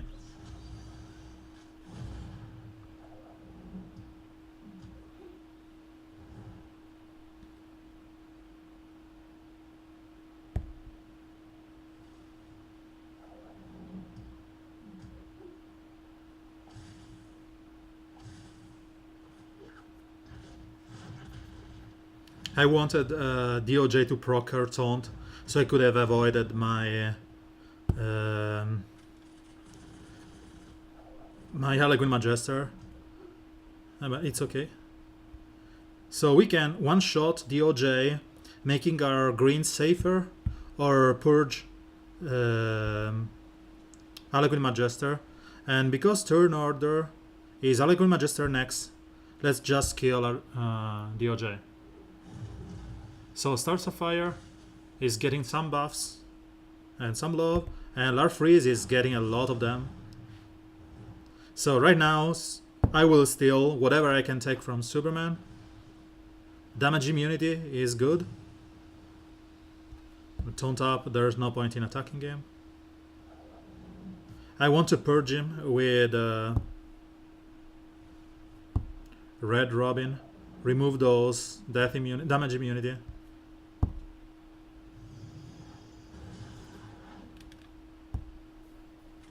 He's still healing up like there's no tomorrow. And we will go like this. The first skill that we want to use will just proc Starfires, hopefully. Yep. And then I will use the third one. Because Starfire is right now immune to death. And then I will use his third. 30k on... Yep. Yeah, the mass purge would have been gross. As I said, I think that the first point is... That's the first point or the second one. The issue with that point is that if the mass purge... You have wasted... If it's on death immunity, it's okay. You bring someone to 0 and you can just kill him with someone else. But if you are someone on damage immunity at all, you just be better at purging them, because of the purge can miss as far as we know, and you will do no damage to Superman, purge all his buffs, okay, and that's it. But again, I'm waiting. I think it's the second or the first point. So again, we go against this team. We know that we are weak against both Etrigan and Power Girl and Harlequin Magister, because she is always there to mess up with our plans. But beside that, and talking about music, I really love this little Seattle PS, and if we go for some recent music, I think that their whole discography is pretty great, but the recent albums are way more involved in politics, and they are more of a just old favorite. And this is Lightning Bolt from Pearl Jam. So let's one-shot Wonder Girl here. So we can even steal the buffs, but we end up stealing True Sight and Visibility. We don't want to do that. But the crit immunity and taunt, it's fine enough. So, and because of the through side here, we can just go on Power Girl.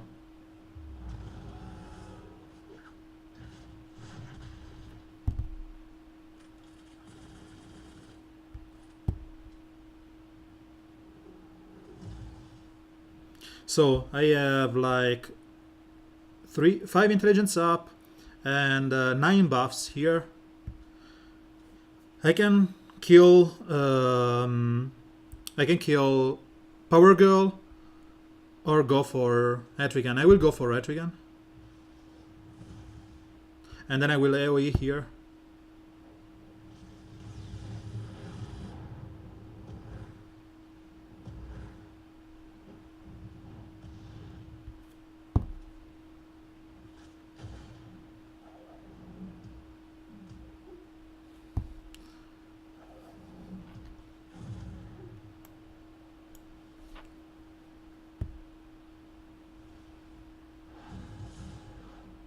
Yeah, sadly sometimes this happens. When your Red Robin doesn't proc at all.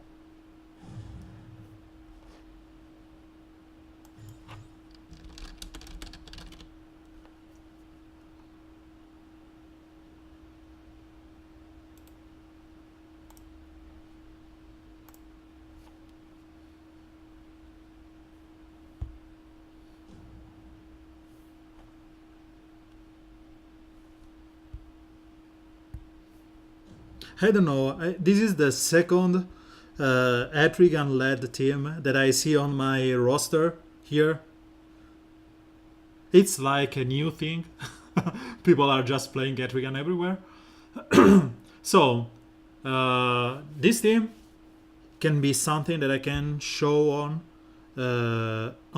how do you mess with Atrocitus and first turn taunt like Power Girl and stuff. And you do like this.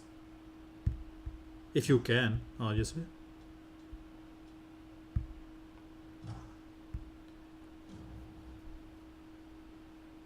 So, what you do here is that your Catwoman is invisible on turn 1. So, she will attack, use her first skill, and purge some buffs on your opponents. Oh, cool. I watched it yesterday, and it's pretty good. Stay until the very end as usual. There are 2 scenes, one pretty soon and the other one after the all end credit. So just wait until the very end. So thank you for being on stream. See you on Sunday.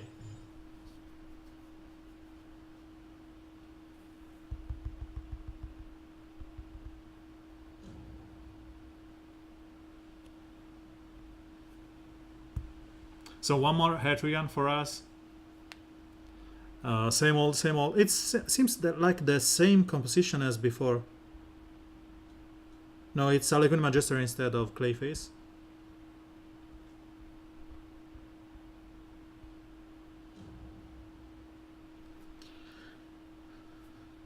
And when you talk about Pearl Jam, you cannot escape Alice in Chains. Until Lane Staley, the older singer, was alive, it was one of my favorite groups, and this is my favorite song from them. I think it's Nutshell, but it's slower, and I don't think it will fit today's stream. And they have now changed.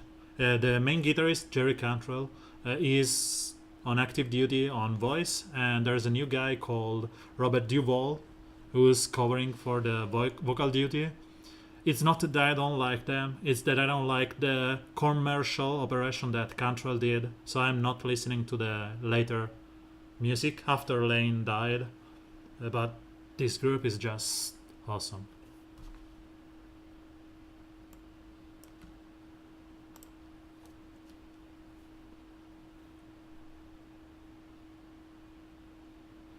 So Wonder Girl will, fix the issue we have with Clayface and stuff, well, that shot will kill Wondergirl.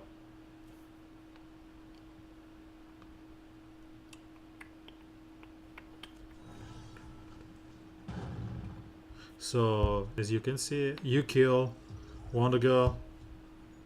That shot is able to kill Wondergirl even behind some buffs from Clayface, and he cannot be created, so there's no point in doing this one. I'd rather save the crit on someone who can be, and as you can see, it's good enough. Still, my Wondergirl isn't proccing at all.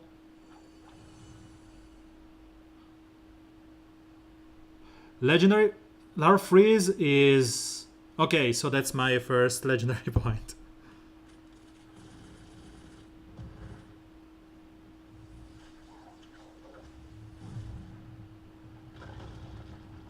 So you took that as a first skill? Yeah, I will just remove it. I will just take it then. Because third skill is one that you use a lot. And yeah, the 100% purge. So you did miss on the skill, right? You missed on the damage part and you purged all the buffs.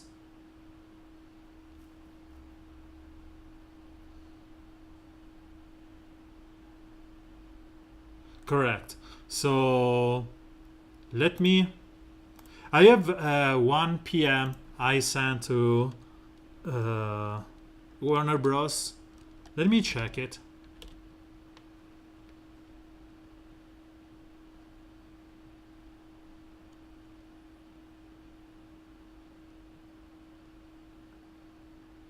So let me go there and check.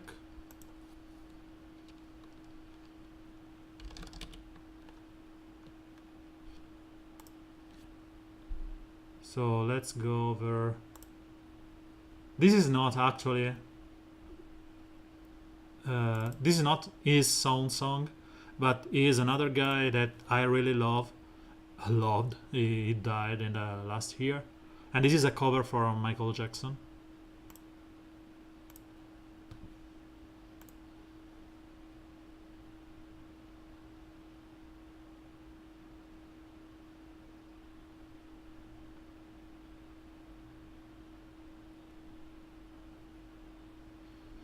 Okay.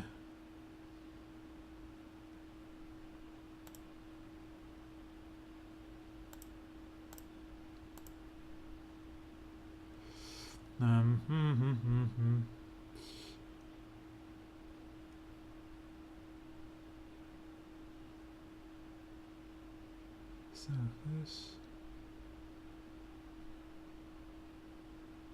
Okay, so it seems that, yeah, neither is second nor is third is 100% hit on the purge, so they cannot miss. And then I will just experiment on it and take it as my first legendary points. So welcome, thank you Scotty for checking this live, and let's go over there.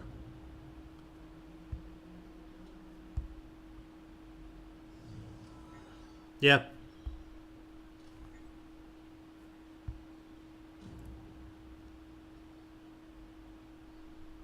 So I think that this is not the best theme that we can go for. But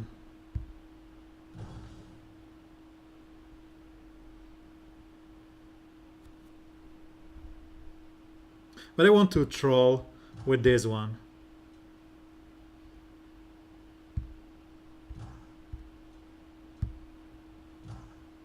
It's just a troll experiment. I know that it will do nothing to us.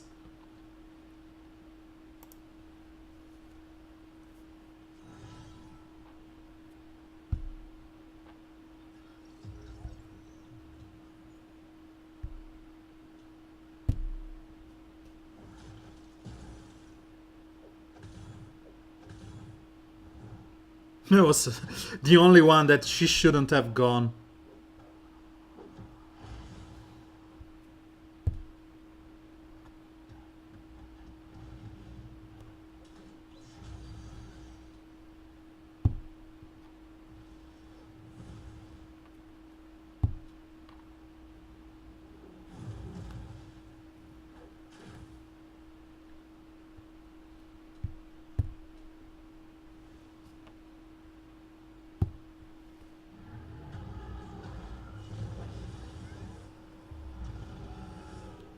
So let's try and kill Wonder Girl here.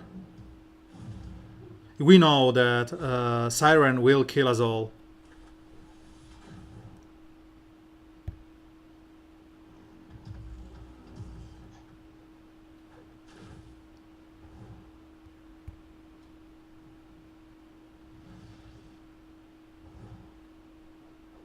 Can I evade on the first skill? As I said, it was just a far-fetched Hail Mary because of my Gear 10 Killer Frost.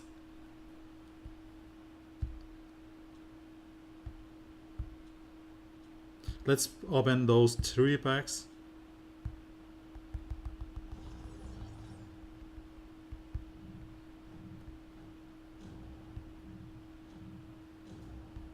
So I got the wrong energy here.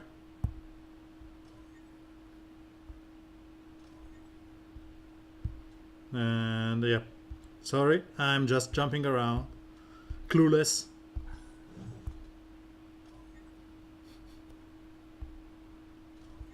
And you reminded me that maybe this can be a good time to have some kind of ice cream. So maybe after this fight I will go for that. So DOJ calls for crit on turn 1, and maybe we can go like...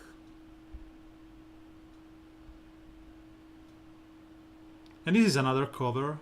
This is from Hopet, and this is Soldier of Fortune.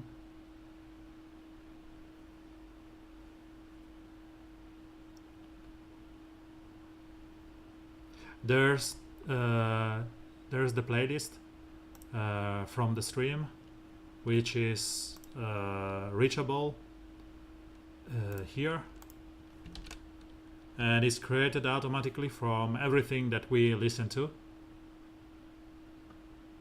So if you are, interested in something that we have listened on stream as of late, there's there. You can click it and enjoy it. So as I was saying, you want to steal those Stone Top from... yeah, on Spotify my username is Dulot, so if you want to follow there, go on. You want to steal those Stone Top and protect your guys. So let's go with Larfreeze. Yeah, it's pretty good.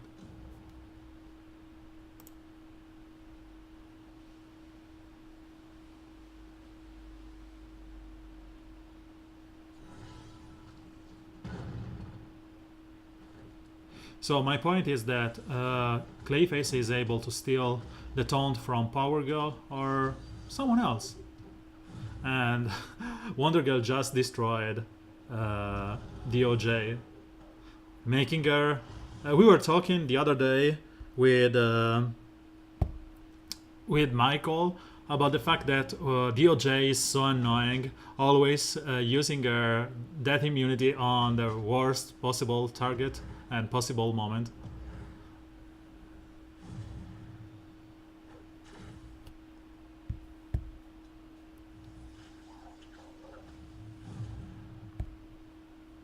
I could have used a second and one-shot her.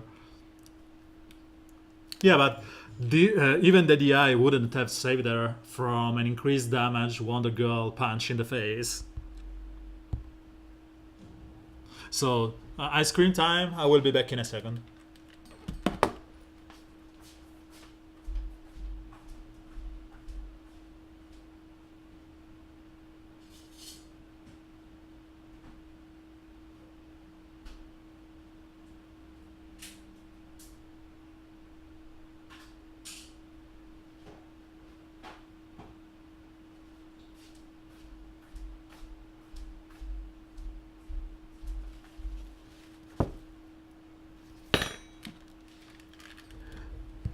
It's chocolate chip, um, you know, chocolate flavor thingy. Oh, we have some uncommon leadership here. We have 1 814 cool black canary. So let's go with the same team. There's Wonder Girl. Sorry. I just brain. So again, yeah, the usual kill Wonder Girl, procs up stuff, whatever. Maybe we can go for, yeah, this is one of the best answer we can have for this. One cool group that I found out, they are more of a death or melodic whatever, and they are called Agalok. The issue is that they disbanded long time ago,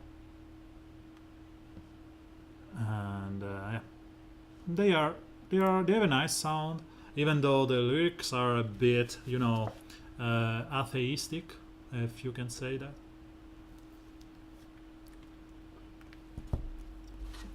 This is a 3-piece song, and it's more of an instrumental one, and yeah. So let's purge.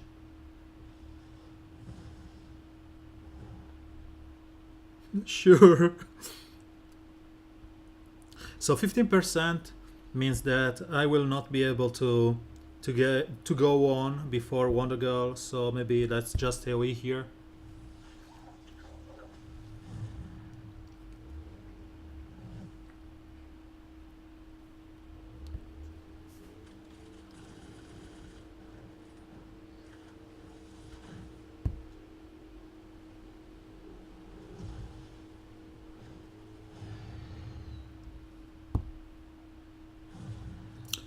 Larfreeze is just huge.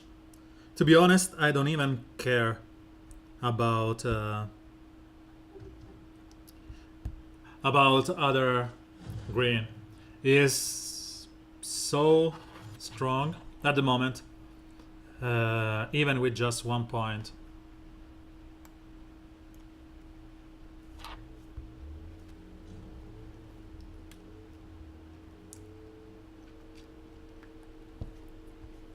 I was right when I read his kit on paper, and I said he will be a green Etrigan.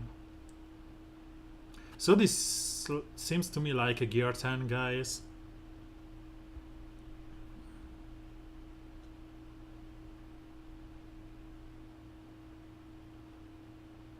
I was wondering if there's someone that does an AoE on her first, and there's only Supergirl, if I remember correctly, right?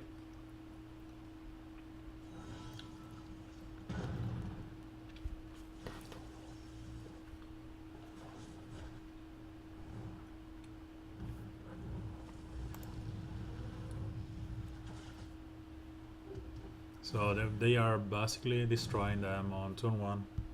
Because gear 10, gear 11, it's not even close.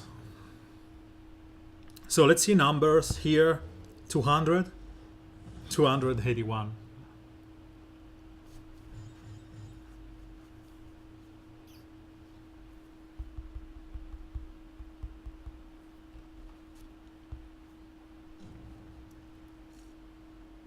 So maybe I can, if there's no Wonder Girl, I can play the Ivy Etrigan, Ivy Larfreeze, and have it on stream later on.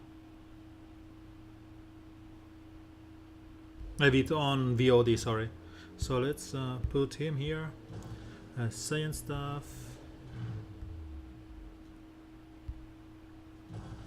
So the Red Robin will purge Harley Quinn Majester. Ivy I will apply here. I really wish I had my Killer Frost to gear 11, but it's not the moment to upgrade, guys. You want to see the end of the event and the next one, the Lantern one.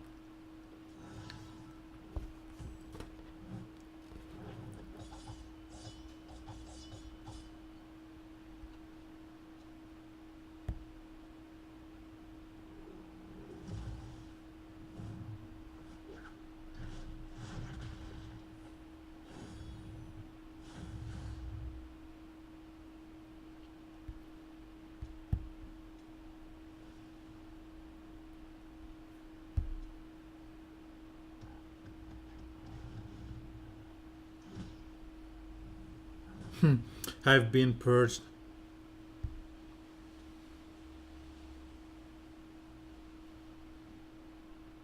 What I can do here is to try and purge my stun on and no luck here. And I even missed on a 3 stack.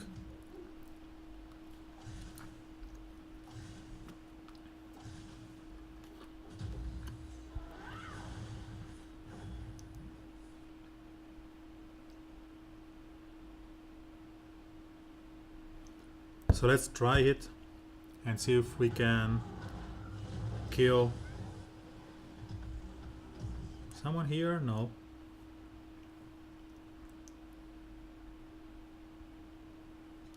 We try and spread speed and intelligence up and apply some. Bye bye.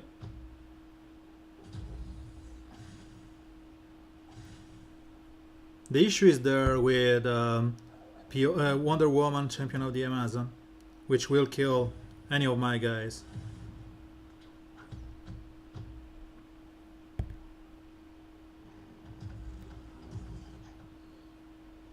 So this Colossus was clutch.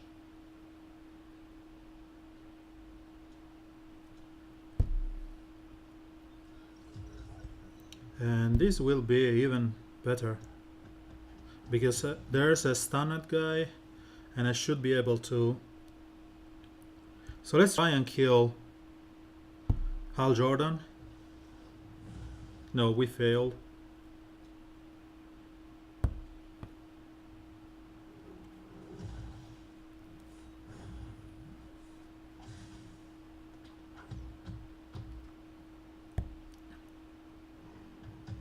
So he will get speeds up, permanent intelligence up. Let's kill Champion of the Amazon. And we should now be able to get ahead.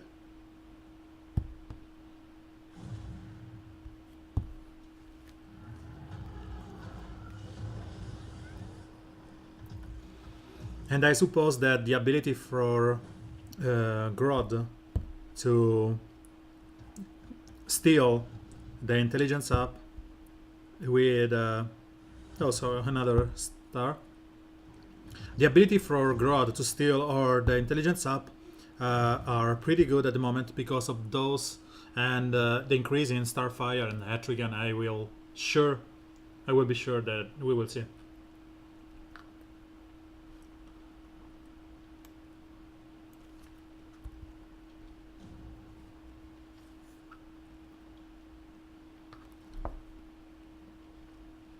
Hippolyta led team. It's Dumpster team. So it's Dumpster team, and we will just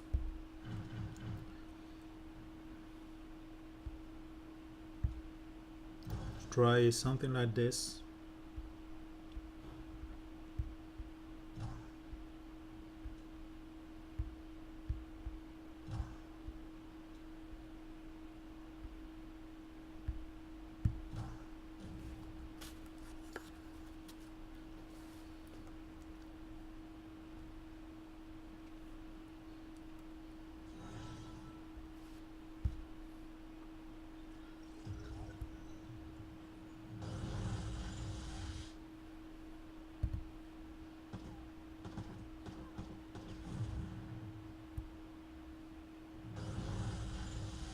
So Fate should proc at the end of their turn.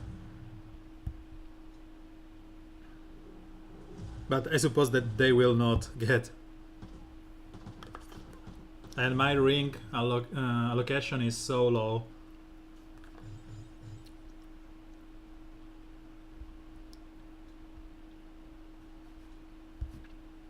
I was thinking about this, but they never got a turn, so.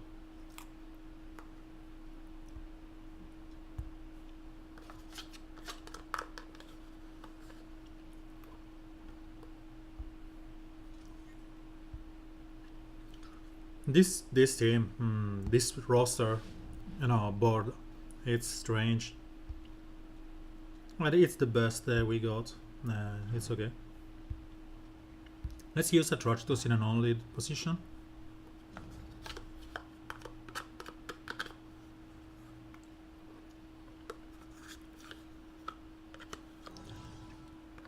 I will run it in a second.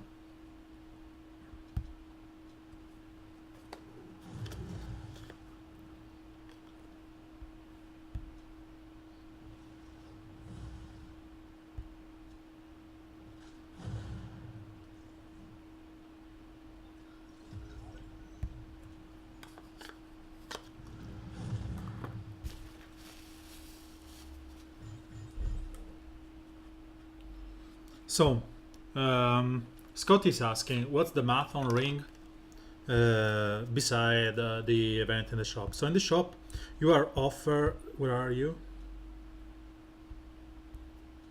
Your offers, no, there's no one here. There's this usual, okay, you write it at. Okay, there's this 3015 4K blue rings, right? And blue ring is the only one that you really want, because the beside the death and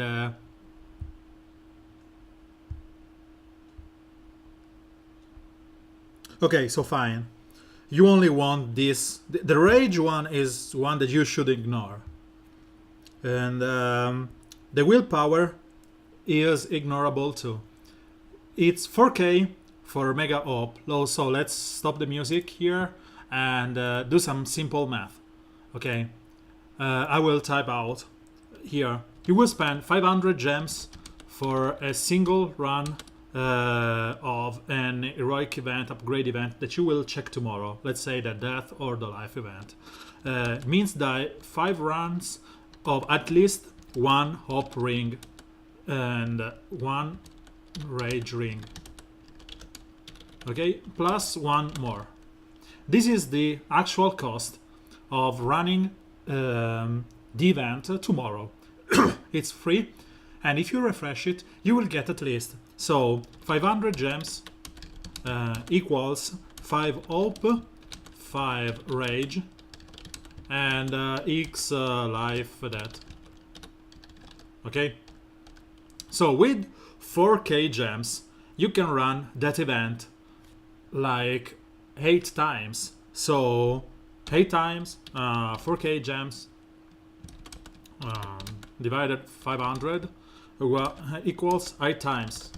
So you will get to have 8 per 5 hope and 8 per 5 rage, which means that you will get for sure 4 hope and 4 rage plus random. Yeah, but let's not consider the free one, because you want to buy, let's say, 10 packs of this. So you get this per run of life, that, and stuff. So the mean of the blue rings offer, if you get spending 4K for 31 hope, you are unlucky and you just wasted your money. If you get 40 blue rings and you buy this pack, you are on the same ratio of the worst possible run of the event tomorrow. And if you get 50, you are on a slight advantage. So you will gain 10 more of what you will get of the bare minimum running the event. But there's the fact that you can get up to 2 proc for each run. So if you are the luckiest man in the world, instead of getting 1 hope ring every run, you will get up to 10 running up to 80. So the lower, if you consider 8k, it's like running, this is the best that I've seen. So it's like 2 hope, 3 rage, 1 whatever. So if you multiply that for 5 and then for 8, it's for 40, clearly. So you will end up 80 hope,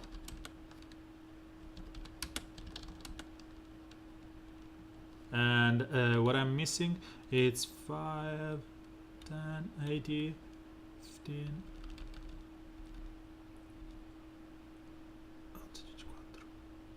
Okay, 80 hope, and at least let's say you can get up to 1 life and death. The rage ring are really non-issue. We don't care about those. So 80 hope for 4k if you have the luckiest man in the world, and if you get a basic of 1 each run of life, death, and whatever, you will get still 8. So to me, there's no point into spending those gems for the mean value, because let's be honest, over 4k gems expenditure, you will get at least 1 double proc or 2 double procs, and you will get the death and whatever. And even if we don't consider the rage, you will just gain something more out of it, because 40 op and 40 something is better than 30 to 50 op, just that. So the one for the mega rage, let's say that it's not even there, okay? Let's just don't think about it.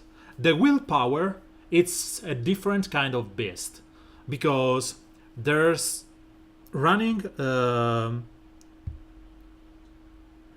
last node of a campaign in normal mode will give you willpower rings, and the chance seems to be higher in this node, in the last node of chapter 8. Yeah, if you need the greens, you have 2 ways. I was getting there. You have 2 ways of getting there. So the best thing is just running PvE content. Run this one on Speed Force, and let me check how many I did today.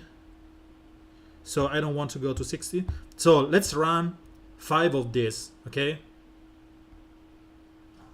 So we are saying that we spend 50 energy, that's 100 gems, right? So 1 ring, nothing, 2 rings, 3 rings, and I should do 1 more. So it's I run 6. Sorry, let's ignore this one. So I got 3 rings over 5 runs, and I spent 100 gems because I spent 50 energy, right? So let's say that you get like 2.5 for every 100 gems. So if we go there and we check how much you pay for this, you spend 3k for, yeah, it's 60%, but let's say it's just 50.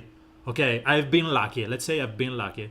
Okay, so with 3k, you get gaining 50 to 100 for 3k. With 3k, you can run that event 300 times,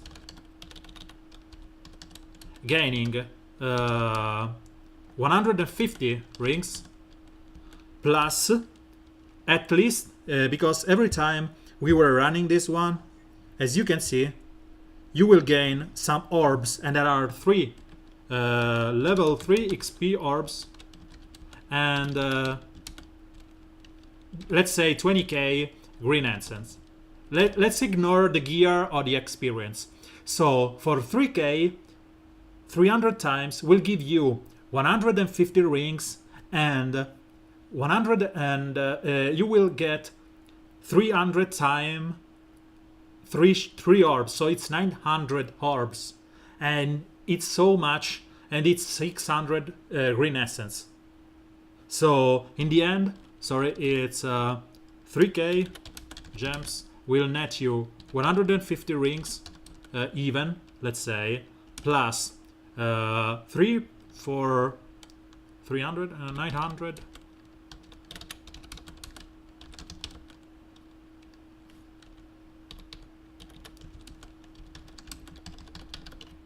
This should be the reward if you just run the last event, the last node of the PvE content.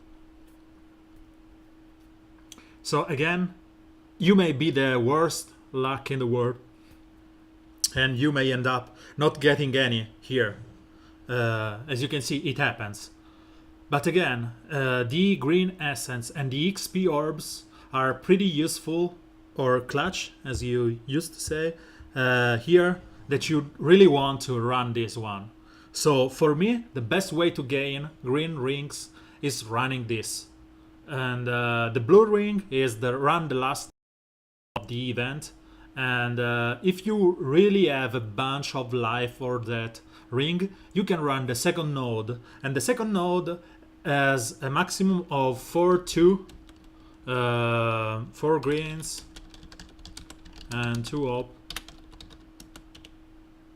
op rings. So if you go there back to the run, you have the ability to run this 8 times. You may end up gaining it's 3k, so you will end up it 6 times. So 6 times will net you from 6 per 1 per 5 30 to 4 120 rings, and it's like 6 per 5 30 to 60 up. So 3k gems will net you 30 to 120 green rings and 30 to 60 hope at least, compared to those 50 to 100. So you have a lower mean value for the green rings because it's like 75. It's the same mean value because the mean value for 50 to 100 is 75 and the mean value for 30 to 120 is 75. So it's the same mean value, but you will gain at least, let's say, 40 to 45 rings. So 45 hope rings in the same pack, it's way better. The one that I used to consider worthwhile is this, because you will gain, it's worth anyway, but the fact that you gain 3 life and 3 death that are guaranteed, it's something that you may consider. The issue is that you don't need those stupid red rings. So this pack, if would have cost like 2k, would have been interesting. Beside that, you just don't care. If you just sum up all the rings, you can see that in a single run of a node 2 or node 5 of the event, you will gain 10 rings for 500 gems. So let's just sum up the rings. You gain 2 rings minimum per 5, and for 6k you have 12 run. So you will gain 120 rings. So just drop the type of the rings and you will understand that gaining 120 rings for 6k is better than having those stupid reds and whatever. And you can choose to run the last node getting way more than that, and this is the bare minimum. So none of this offer in the ring part is worth. No one. Obviously, if you are a whale and if you just want to speed up your stuff, you don't want to waste your time running event or speed forcing it or whatever, and just go there and buy it. To me, it's like this one, which is the most armored robbery. Not even armored. this is the most horrible offer that they could do. Because if you are able to run the 5th node of the Lord of the Undead event, you will gain 2.4k legendary essence per run for per gems. So to gain 10,000 gems, you just need 4 runs. So 10k gems, let's say it's 400 gems. Actually is like way less than that, because it's 960 is 9 compared to 7k gems. It's like saying, please steal from me. And if you are not able to run the last node, I don't know why, because maybe you are not in gear 10, you are still on the lower end of the PvE content, so you are able to just run the 4th one, which requires your L3, I remember correctly. So it's 1.8k for 100 gems. So to get to 10k gems, you will need little less than let's say with 5 runs, with 500 gems, you will gain 9k gems, legendary essence. So 500 is 9k. I don't know why you should buy those packs.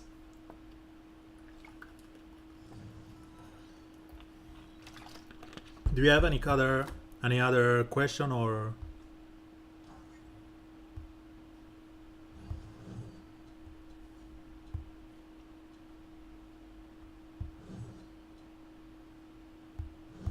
Sorry if the math was boring, and yeah, thank you. Yeah, sadly, when you get to this kind of stuff, it can get boring. But seeing it written down, it's way better than just thinking, oh, maybe someone said that it's better not to run those.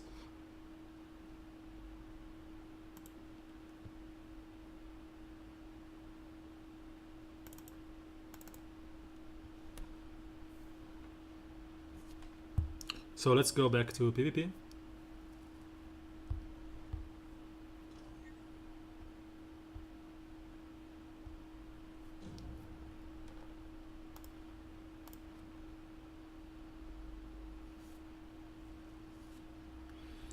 Okay, so this is an interesting team. It's a full red team, so we can use our Starfire here.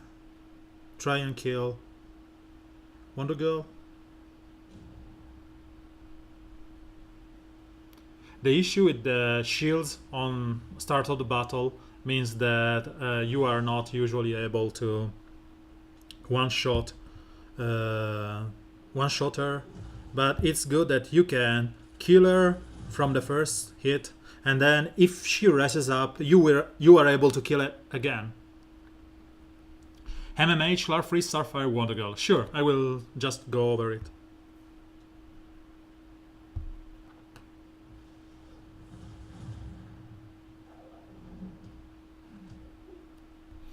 To me, if you just make me play with Larfreeze and Starfire, I'm just happy. It's the very first synergy that I found for Larfreeze, and I was saying all the time, please, please, please be good. And the issue that I have with that team is that my MMH is not gear 10.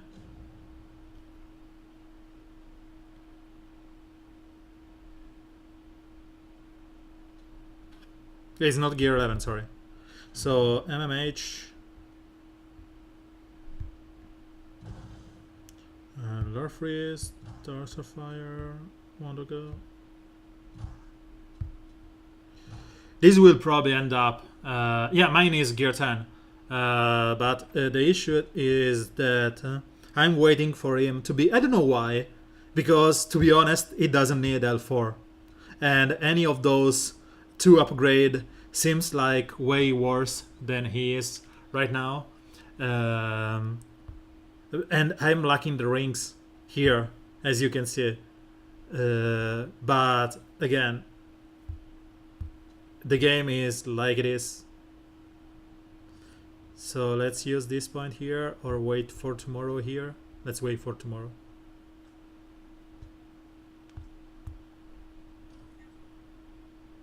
Yeah.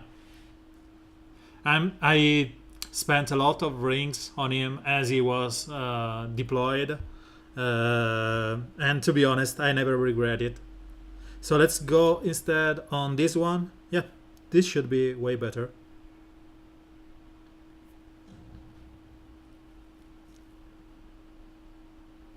No, it's okay. My issue is that I have no rings on. As you can see, I didn't even get the the enrage here, the awareness here.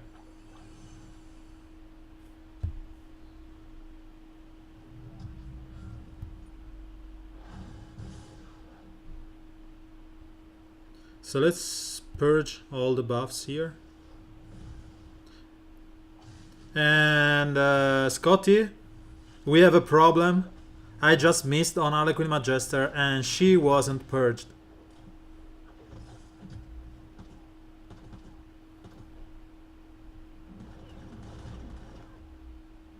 She was purged by Harlequin Magister by Wonder Girl.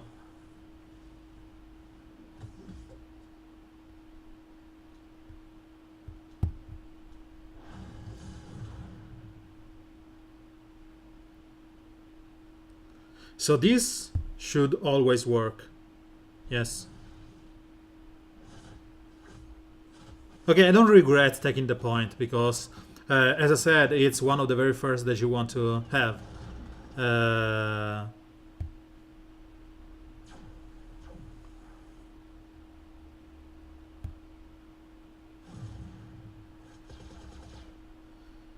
So, little man, do you think that you will...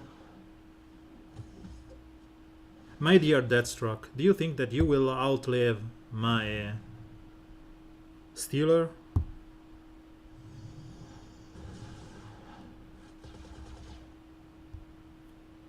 You have all those nicey buffs on you. Thank you.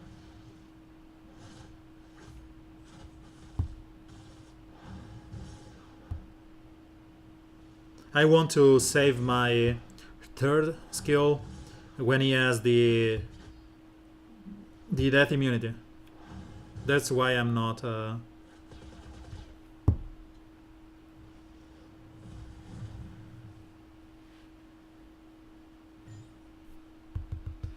So as I said, this team is good, but you need a full ring, at least leadership from Marshal Manhunter to be usable.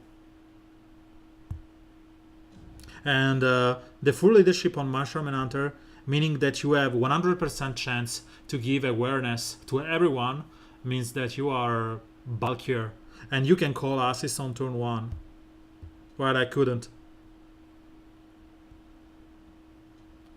So this is a case I was talking before, when you can one-shot someone on turn 1 and then go with that. So I want to show this.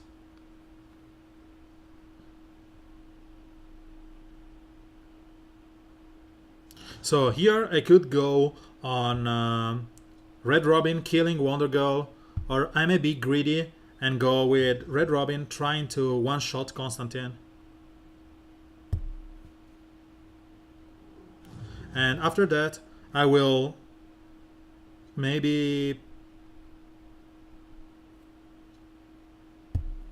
try to one-shot Starfire, and he will kill Wonder Girl. So, I don't know, this one?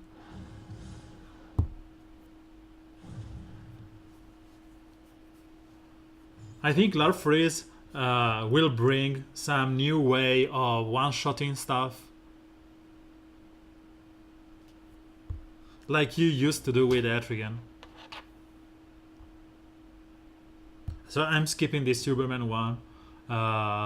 Let's see the purge in action. So to me, I will still want to kill. Maybe go like this.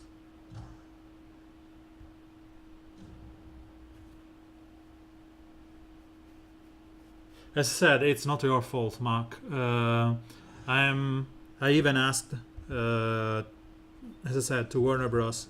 A while ago, checking for the mist on the third skill, and they said, no, it's cool, don't worry, it will.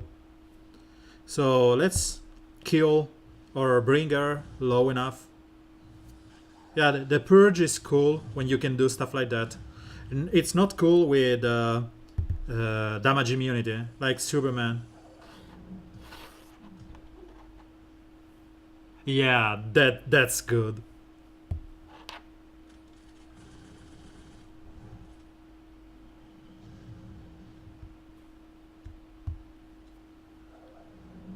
And you are one of those Etrigan hater, so I can get behind your wanting to remove Etrigan from the equation. I just waiting. To be honest, it's not that. It's really like this. I just want the event to be over because I want those legendary essence to have my Grodd at L4 and to have many others at L5, just to be able to play with some different composition. You know, Grodd is there waiting for the upgrade. He is waiting for me to push this button and steal all the intelligence up on a target. So maybe something like Lobo, Grodd, and your Larfreeze or Killer Frost will be good because they will be forced to kill your Lobo, and you will bleed them, which is through damage and is always good, and you will steal all those intelligence up. So Etrigan and whatever, I will just wait for that to happen. Give me more legendary essence. I have so many that I want to get to higher legendary ranks, especially the one that I have from the beginning of the game. So I'm talking about Siren, Cheetah, Ivy. They are not good, you know, in L5. It's just I would love to be able to get to the end game of the actual game. Sorry. So I will never do this, but never say never. Please, Mushroom Hunter. No Cheetah. As I said, I never do this for a reason. From this pack, I only need Black Adam, Martian Manhunter, and eventually Lobo and Enchantress, which I already have more than L4. So I'd rather wait for them to appear in the shop than risk my lottery tickets on stuff like that. There's any other team that you want to see here?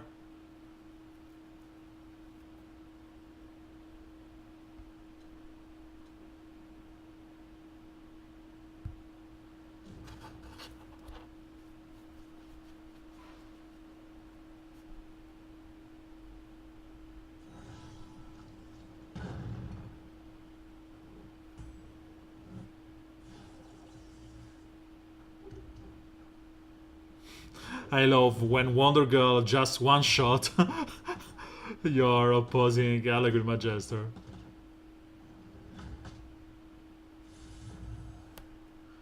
So let's see how much damage can buffed up Larfreeze can do on an opposing Gear 11 Dr. Fate. I suppose it's into 20k. No, it's 10k.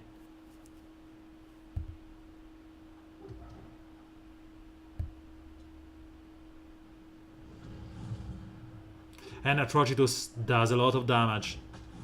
So much damage. To be honest, this month was just great. One of the best months All the heroes are pretty good. Jon Stewart is good. Stars of Fire is gross.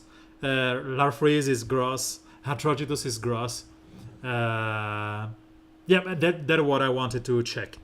This month has been one of the best month ever in this game. It did offer so many things to us.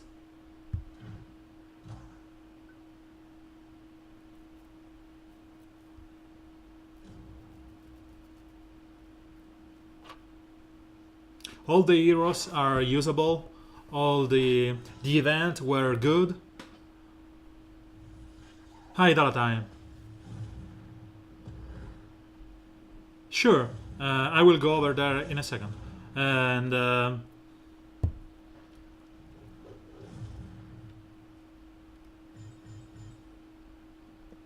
it's okay.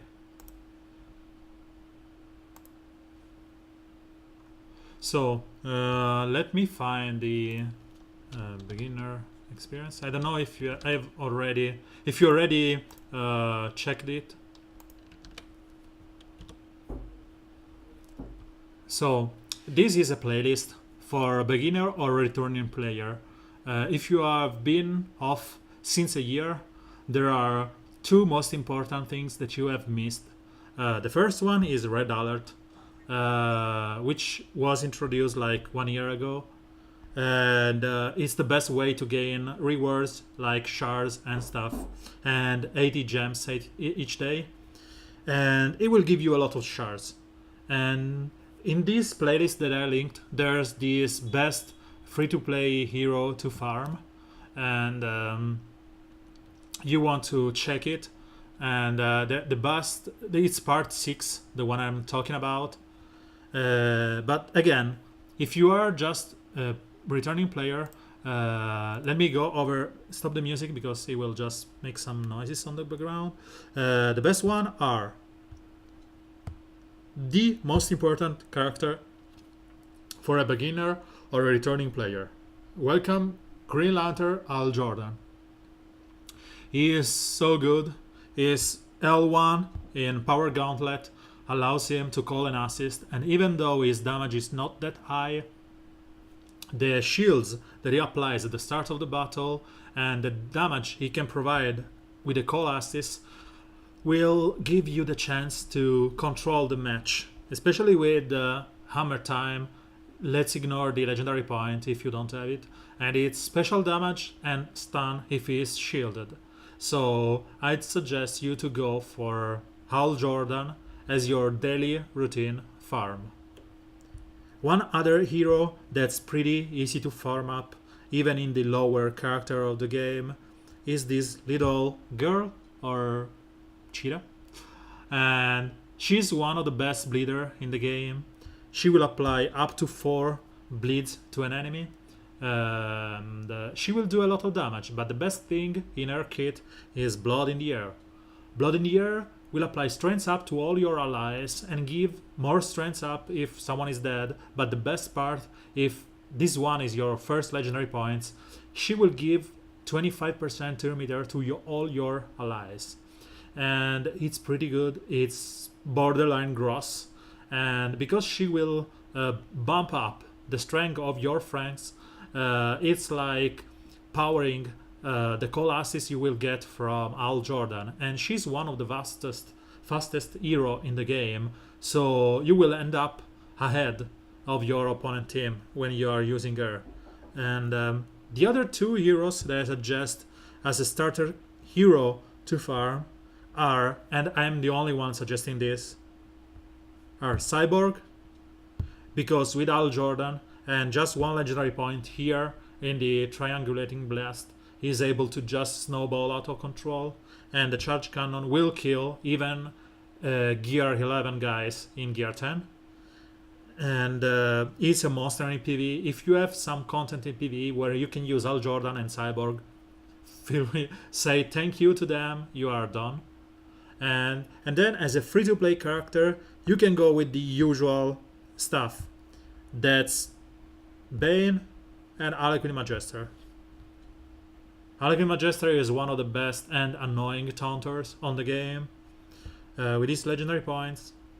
And Bane is another annoying, sturdy hero, or villain in this case, that's able to do some off-turn attacks. And again, you may even get two heroes that are present in Red Alert and PvE content, and are Huntress, which can snowball pretty quick as soon as you have L2, Legendary 2, with second and fourth, and Green Arrow Emerald Archer, which is one awesome leader with his 50 skill. So, to recap, the green, the easy to farm one are Hal Jordan and Cyborg. The blue one, so Mystical, are Cheetah, and I will get to the other one in a second. And the third one, the red one, are Huntress, Green Arrow, Emerald Archer, and Bane, if you want Harlequin Magister. The blue is the part that you are lacking. There are no pretty easy to farm green free-to-play heroes. There are some that are available in Red Alert, and they are Swanthing, which is one of the best hero in the game, Stars of Fire, which is available in Red Alert, and Siren.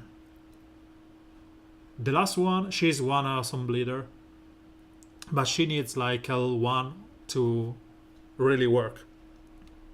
One other hero, which is harder to farm up unless you are PvP pack lucky man, it's Peyote. She's one of the best 3 leader in the game, and she's just a destruction machine. Her leadership allows her to attack twice each turn, gain some speed and agility up. Her Fury of Zeus can one-shot greens and apply buff immunity, and her normal attack is huge, purge herself and do damage. And this one allows her to retaliate when someone attacks her and silence the attacker. So, but the issue with her is that beside the PvP packs, she has just one node, and is the last one of chapter 3. So I don't consider her so easily to be farmed up. If you are lucky, she's available in the PvP pack here, is an uncommon. So if you open PvP pack, you have the chance to gain Batman CC, Flash, Bane, and Air, and even Castaway Green Arrow, which are pretty good to level up. So Martian Hunter is on my radar. 39 to go. I even buy those Harlequin Magister. How many arena? No, those we have to wait. So I don't know if you are on Discord. I will link Discord to you. Our usual Discord that we all frequent. And if you go there, I don't know if you are already on Discord, so skip this part if you are not interested in it. So let me find the invite stuff and invite people, make it to permanent, no limit, never, generate a new link. So this one is, oh sorry, I misclicked.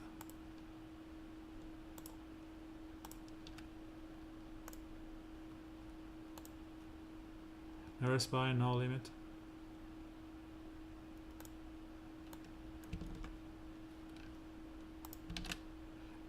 So this one should be the invite for the Discord. You can get it to the app on your cell phone or with a browser, normal browser, and whatnot.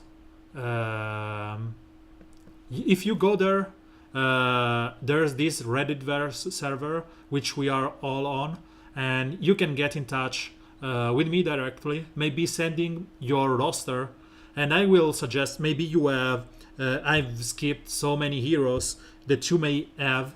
You may have Wonder Girl, or you may have Atrocitus, or whatever. So if you go there and you show me your roster, you can contact me with a direct message there, and I will help you more, focused, because I will know what you will have and you will be able to move on. So anything, just poke me and whatever. And I don't know if you are already following here, but if you are, please, if you are not, please follow here on YouTube, subscribe on YouTube. It just helps the visibility of the channel and helps me growing on with the channel. And as usual, I'm just using this to remind everyone, if you have Twitch Prime or Amazon Prime, you can link it to Twitch Prime and gain some free stuff every month, like games and stuff. And you can follow and subscribe for free, so you will help the channel and you will just get some benefits. So push that button. Let's go back to the PvP. So this is one team that I can go like this and show what I was talking about before. So they are strong on the other hand, because they have Gear 11 Harlequin Magister and Gear 11 Etrigan. So it will be tricky, but I will try and use my heroes here. The free to play one.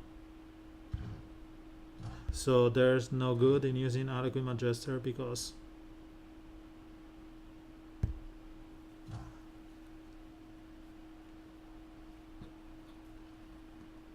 who I can use here of the free to play one? Cheetah.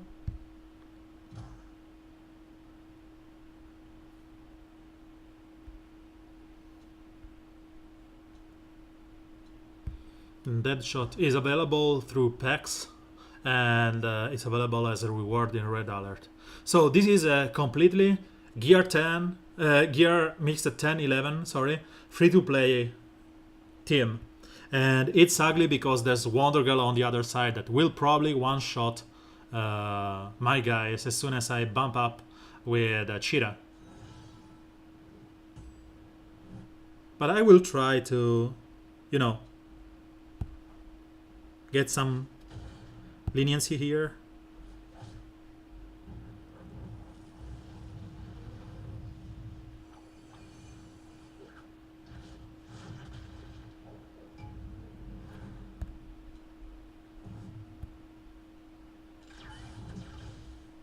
As I said, Wonder Girl will just one-shot my guys, and Gear 11 Harlequin Magister has the ability to kill. As you can see, Wonder Girl is the issue here.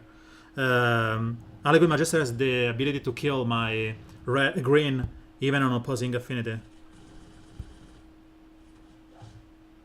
So there's no showing here because of that. Wonder Girl. If Wonder Girl wasn't there, let's find someone without Wonder Girl, and I will show you that this team works, or even Harlequin Magister if there's no Wonder Girl. The issue is that, again, I cannot use my own Harlequin Magister because they're Steppenwolf, and it's like asking for defeat. And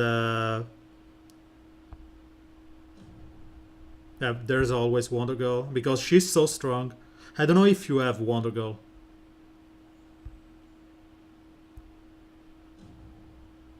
Again, Wonder Girl. I should be able. So let's go like this. Let's remove Wonder Girl from the equation, right? Yeah, Al Jordan has a problem of low damage, but the issue with Al Jordan is that he is more of a control toon, where he is able to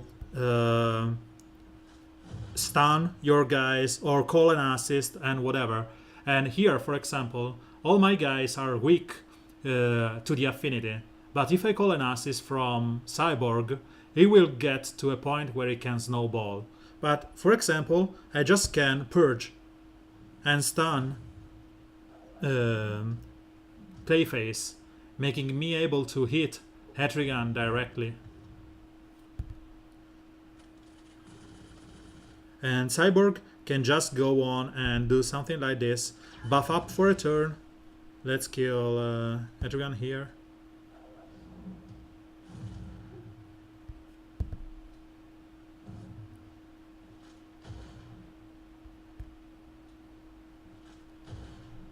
And he is immune to crit. So keep this in mind. And they did 60k damage on him. You just need this 1-2 punch and you are able to just snowball with Cyborg because it's retaining the strength up and the crit chance up. The issue is that Hal Jordan is there to call an assist, be your taunt because he's tanky, and purge, stun, and whatever. So he has this big issue with the damage, but he is able to, I don't know, cover for this stupid Harlequin Magister and Wonder Girl are always in every team, so maybe we can try this.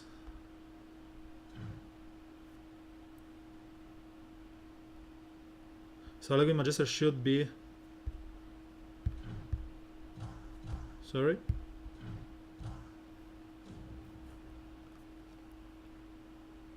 So again, all free-to-play heroes here. And I'm going against this Wonder Girl team, which can res up and mess with my plan. But as you can see, Harlequin Magister is an horrible town in the sense that she can provide so much benefit. And as you can see, let's go over Al Jordan. He's doing like 1k damage, but calling for Cyborg means that as soon as Cyborg gets his turn, he will one-shot everyone. If you just go like this, he's ready because he has the hit chance up here, so you can one-shot anyone.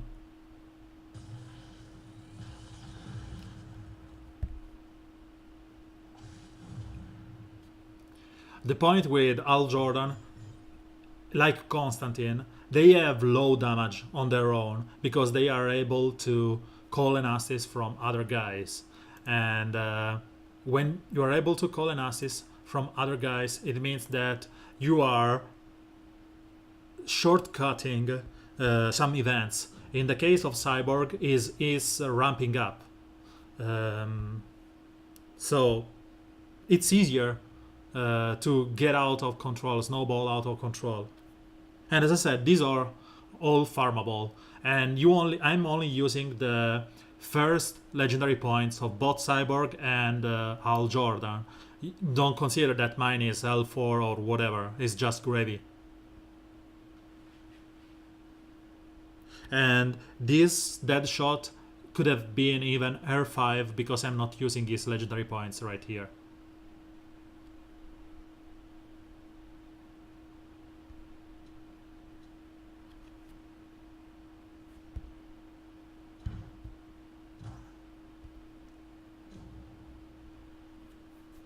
So let's go back to music and to the normal PvP. If you have any question or whatever, feel free to poke me and ask me for, you may want to check for someone.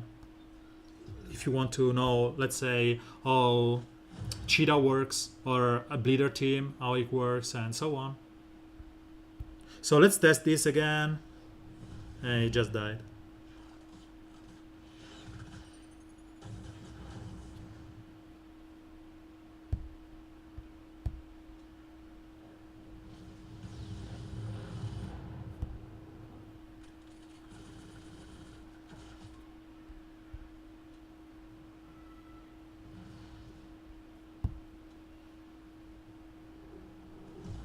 So the only thing that is left on him is that immunity. Thank you, RNG.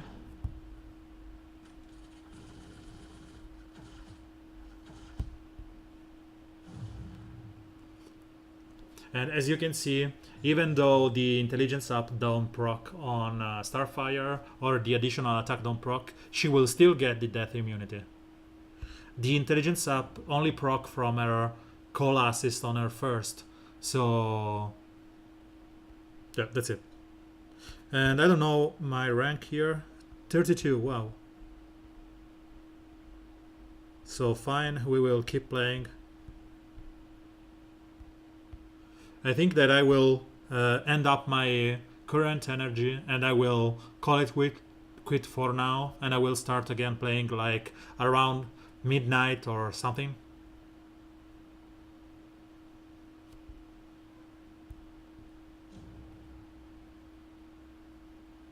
Again, same team as before, same solution. In this game, it's all about, you know, rock, paper, scissors. And in this moment, Wonder Girl is paper, and you have to bring your own scissors on that shot air gun.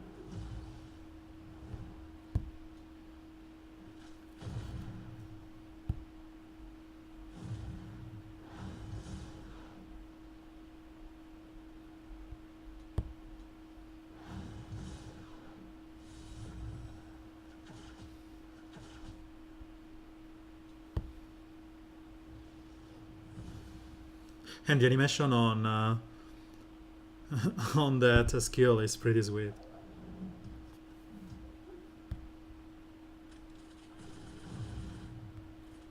So let's just bring him low. I'm making him miss the next turn. His clutch. And if we are able to remove the death immunity, he is dead.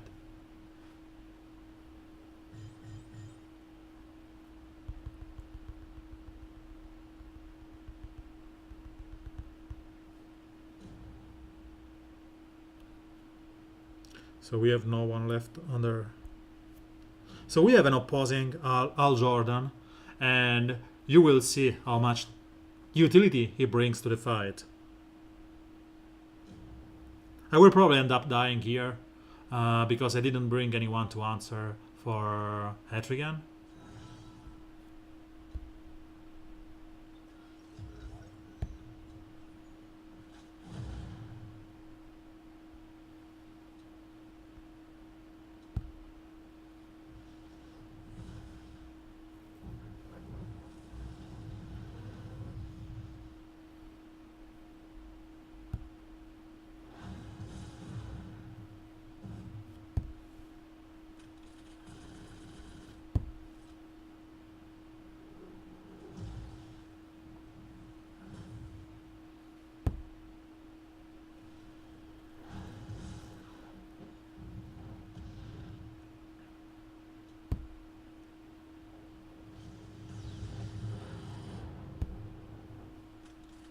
Oh, greedy me.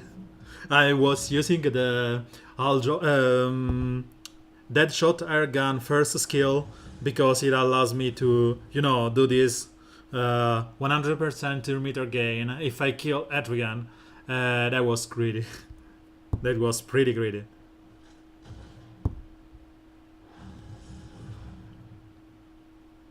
But as you can see, Al Jordan has a chance to purge my guys. He did stun my Starfire, purging her buffs, and he was tanking with his High Elf and shields. So he's good, and moreover, it's one of the best choice that you have at the start of the game or when you are returning. And if by any chance you have Power Girl, you have Etrigan, you have DOJ or others, yeah, I will talk about them, but I need to see your roster. So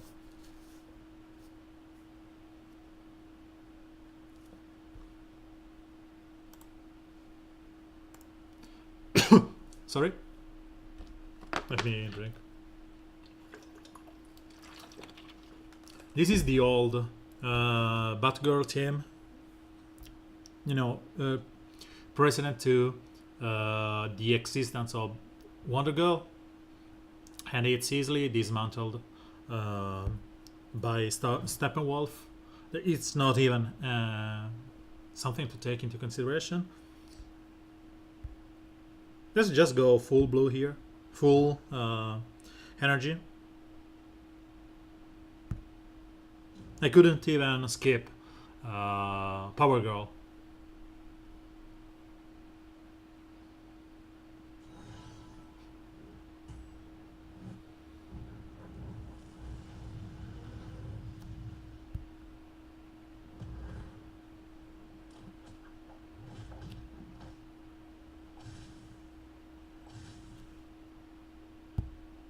She cannot miss on her first, so that's it. And I want her to be buffed by Steppenwolf, crit chance up, and the Larfreeze.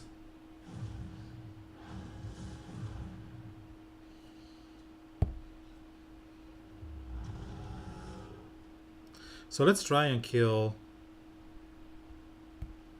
Etrigan here. 90k, 9k, sorry. I wish that he was 90.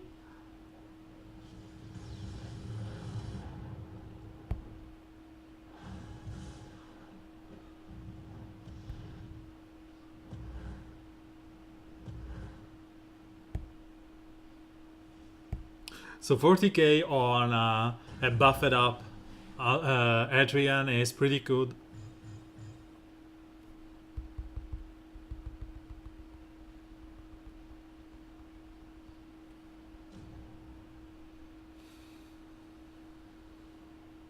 So last fight of the evening, or for me it's 6 p.m., 6:30 p.m.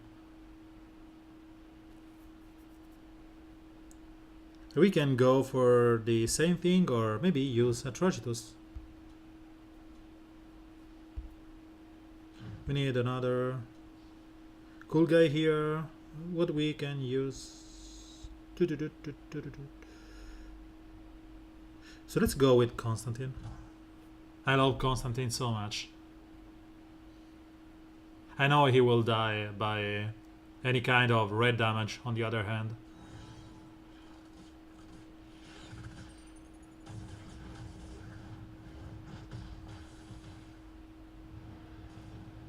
The fact that he is slower than anyone means that if I use this skill here and I choose my target, the only one attacking will be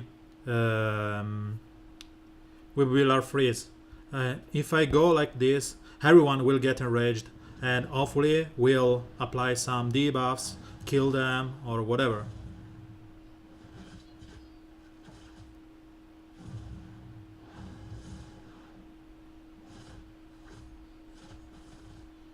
I still miss the legendary point on Atrocitus, making him able to raise himself.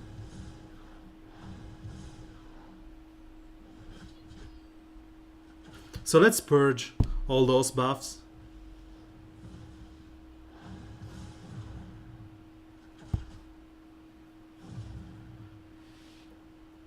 Yeah, Larfreeze is just so cool. It's countered by Wonder Girl. So previous mount is countering some current mount hero, but it's usable. It's one of the best damage dealer, special damage dealers. So ignoring armors and stuff. I should have 3 more energy here. One of the best special damage dealer in the game. I think he's on par with Etrigan. Affinity wise. Beside that, it's cool. So here we can use our own Wonder Girl and laugh at them.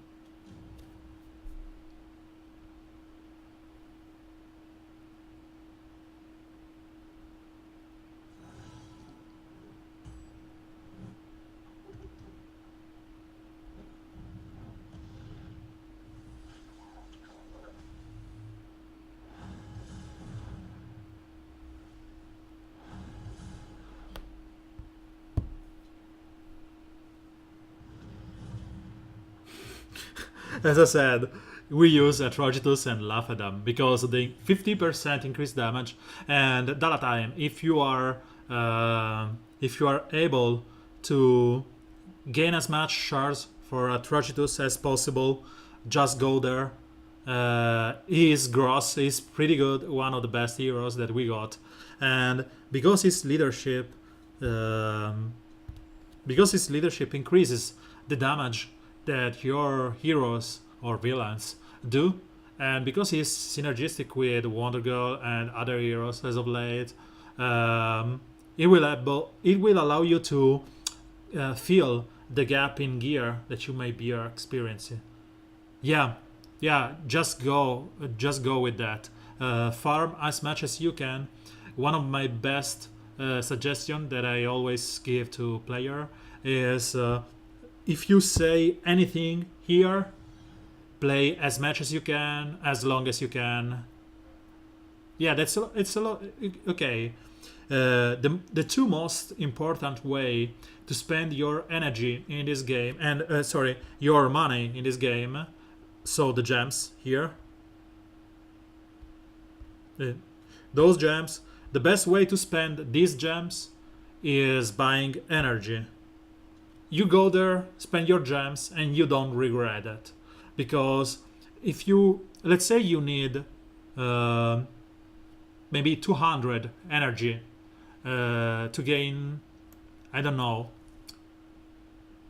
let's say with 200 energy you gain 40 more shards of an hero. Okay, so you spend 200 to gain 40 shards. Or let's make it easy, you spend 400 gems and you gain only 20. So 200 gems, 20 shards. You will just gain a shard for 2 refresh. So you will gain 10 shards for every refresh. If you go there and you want to buy some heroes, let's say you go over the basic pack here, you will gain 50 hero shards for 4k. So if we go to the 20 for 200 gems, you will see that you will cherry pick your hero because you are choosing to spend on Dr. Poison or Atrocitus, and you will spend like 1/10 of what's here. So instead of 2,200 for 25, you will spend 200 for 20. And thank you, Warner Bros. I just will go there. And let's not even talk about this kind. This is one good pack. It's like 6k for 90 to 150. So let's say you gain 120 here. So you are gaining 2 shards for every gems that you spend, right? No. I wish. So 120 over 6k gems, it's like 0.2. So you will gain 1 shard for every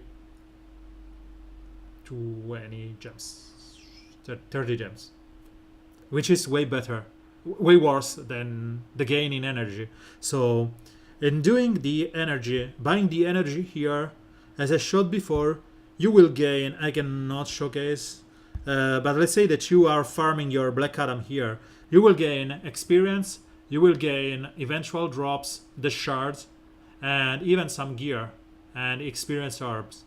So make yourself a favor, don't spend the gems in any other way if it's not refreshing those events here to gain more gears. And the most important part is spend your gems on energy.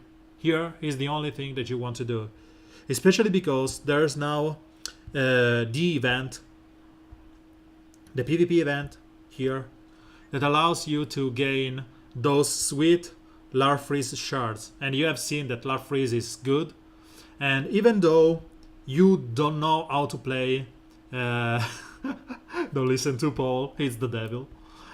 Even though you don't know how to play this game and you are just playing against these bots, you will, trust me, get to 20k. So you will gain L1 worth of shards. So do yourself a favor, complete the legendary quest that will allow you to gain more. This is the 30 battle on heroic that will give you more more shards for Larfreeze, more energy, siege energy. So as I said, complete the 30 battle on heroic, gain 80 energy, and you are double dipping, spending your gems. So as I said, do yourself a favor and spend those gems on energy. If you're following me today, I've spent a lot of them on PvP energy and PvE energy, because let's say in the end of the day I will spend, let's say, 2k gems to reach top 35, which is my current target, right? I am 24, okay? So let's say I spent 2k gems, PvP energy, not PP. You spent 2k gems to gain 280 shards, which is way more that you can gain by buying the shard directly from the shop. There was this offer in the shop as of late for, I suppose it was 50 shards for 2.5k energy or 25. It was like a middle sized pack, and it was good. But the point is that you will earn more by just playing the game, enjoying the game, and refreshing your energy and PvE and PvP energy. So let's clear this one and let's go off. So here we don't really need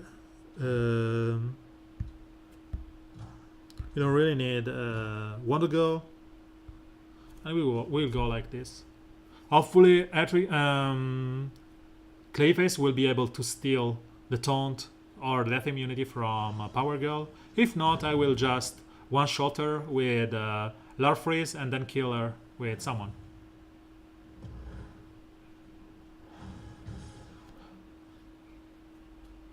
I don't want to call to enrage everyone, because I want to be able to purge air taunt and death immunity with Larfreeze.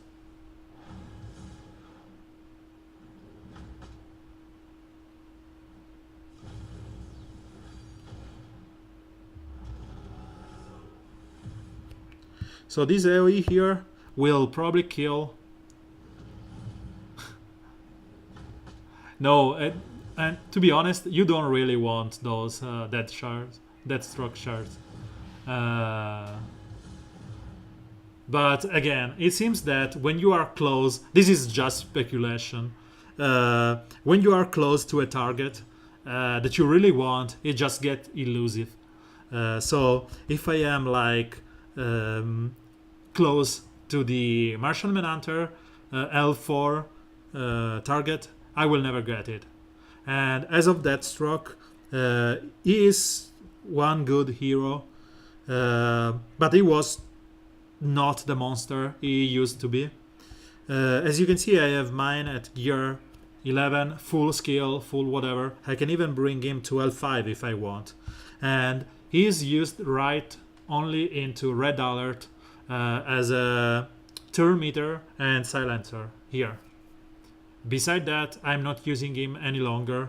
These buffs in speed ups and strength up are being nerfed to be only 2 turn long, and because he gets turn meter up, they even and faster. So to be honest, he is no longer worth. If you are used to his Reign of Terror with Lobo 1 year ago, it's over.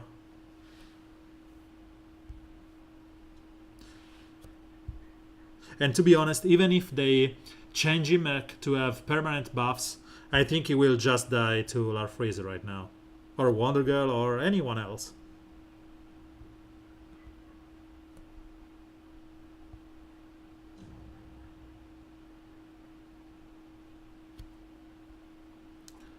So Wonder Girl here means that I want to use my that shot. And let's use someone else in the last spot, maybe one green. That doesn't require me to go ham.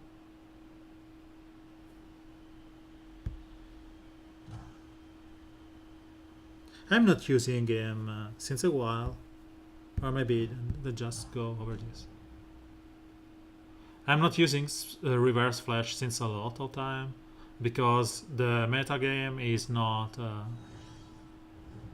so good, so keen on surviving is. So let's see how much damage we can do on a Bane on turn 1. Only 76k on a gear 11 Bane.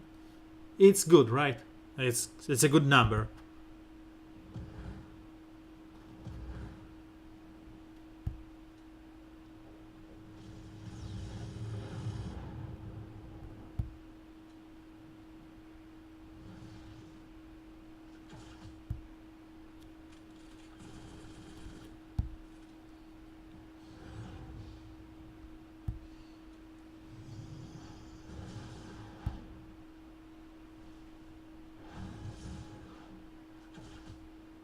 So let's send this big.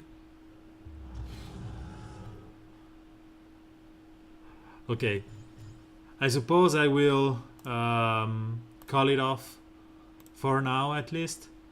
I will be back hopefully in around 5 to 6 hours. And that's even a cool way to end the stream.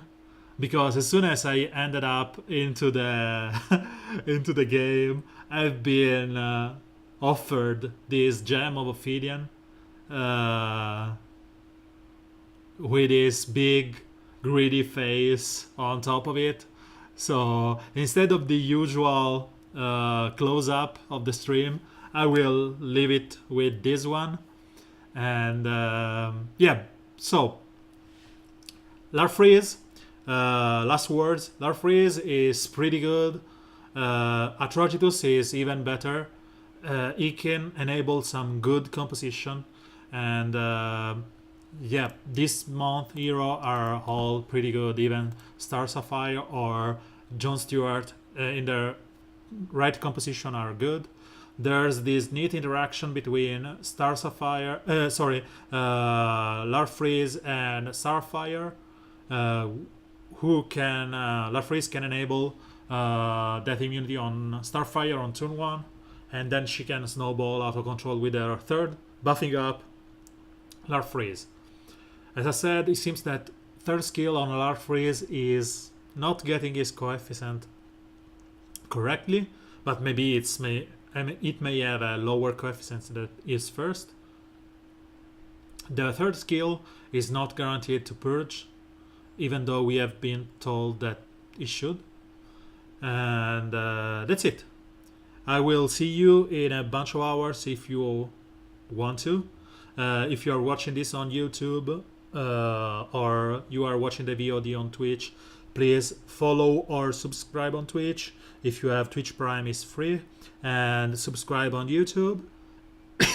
And with this, I will bid you farewell. And ciao. See you later on or on Sunday, usual time slot. Bye bye.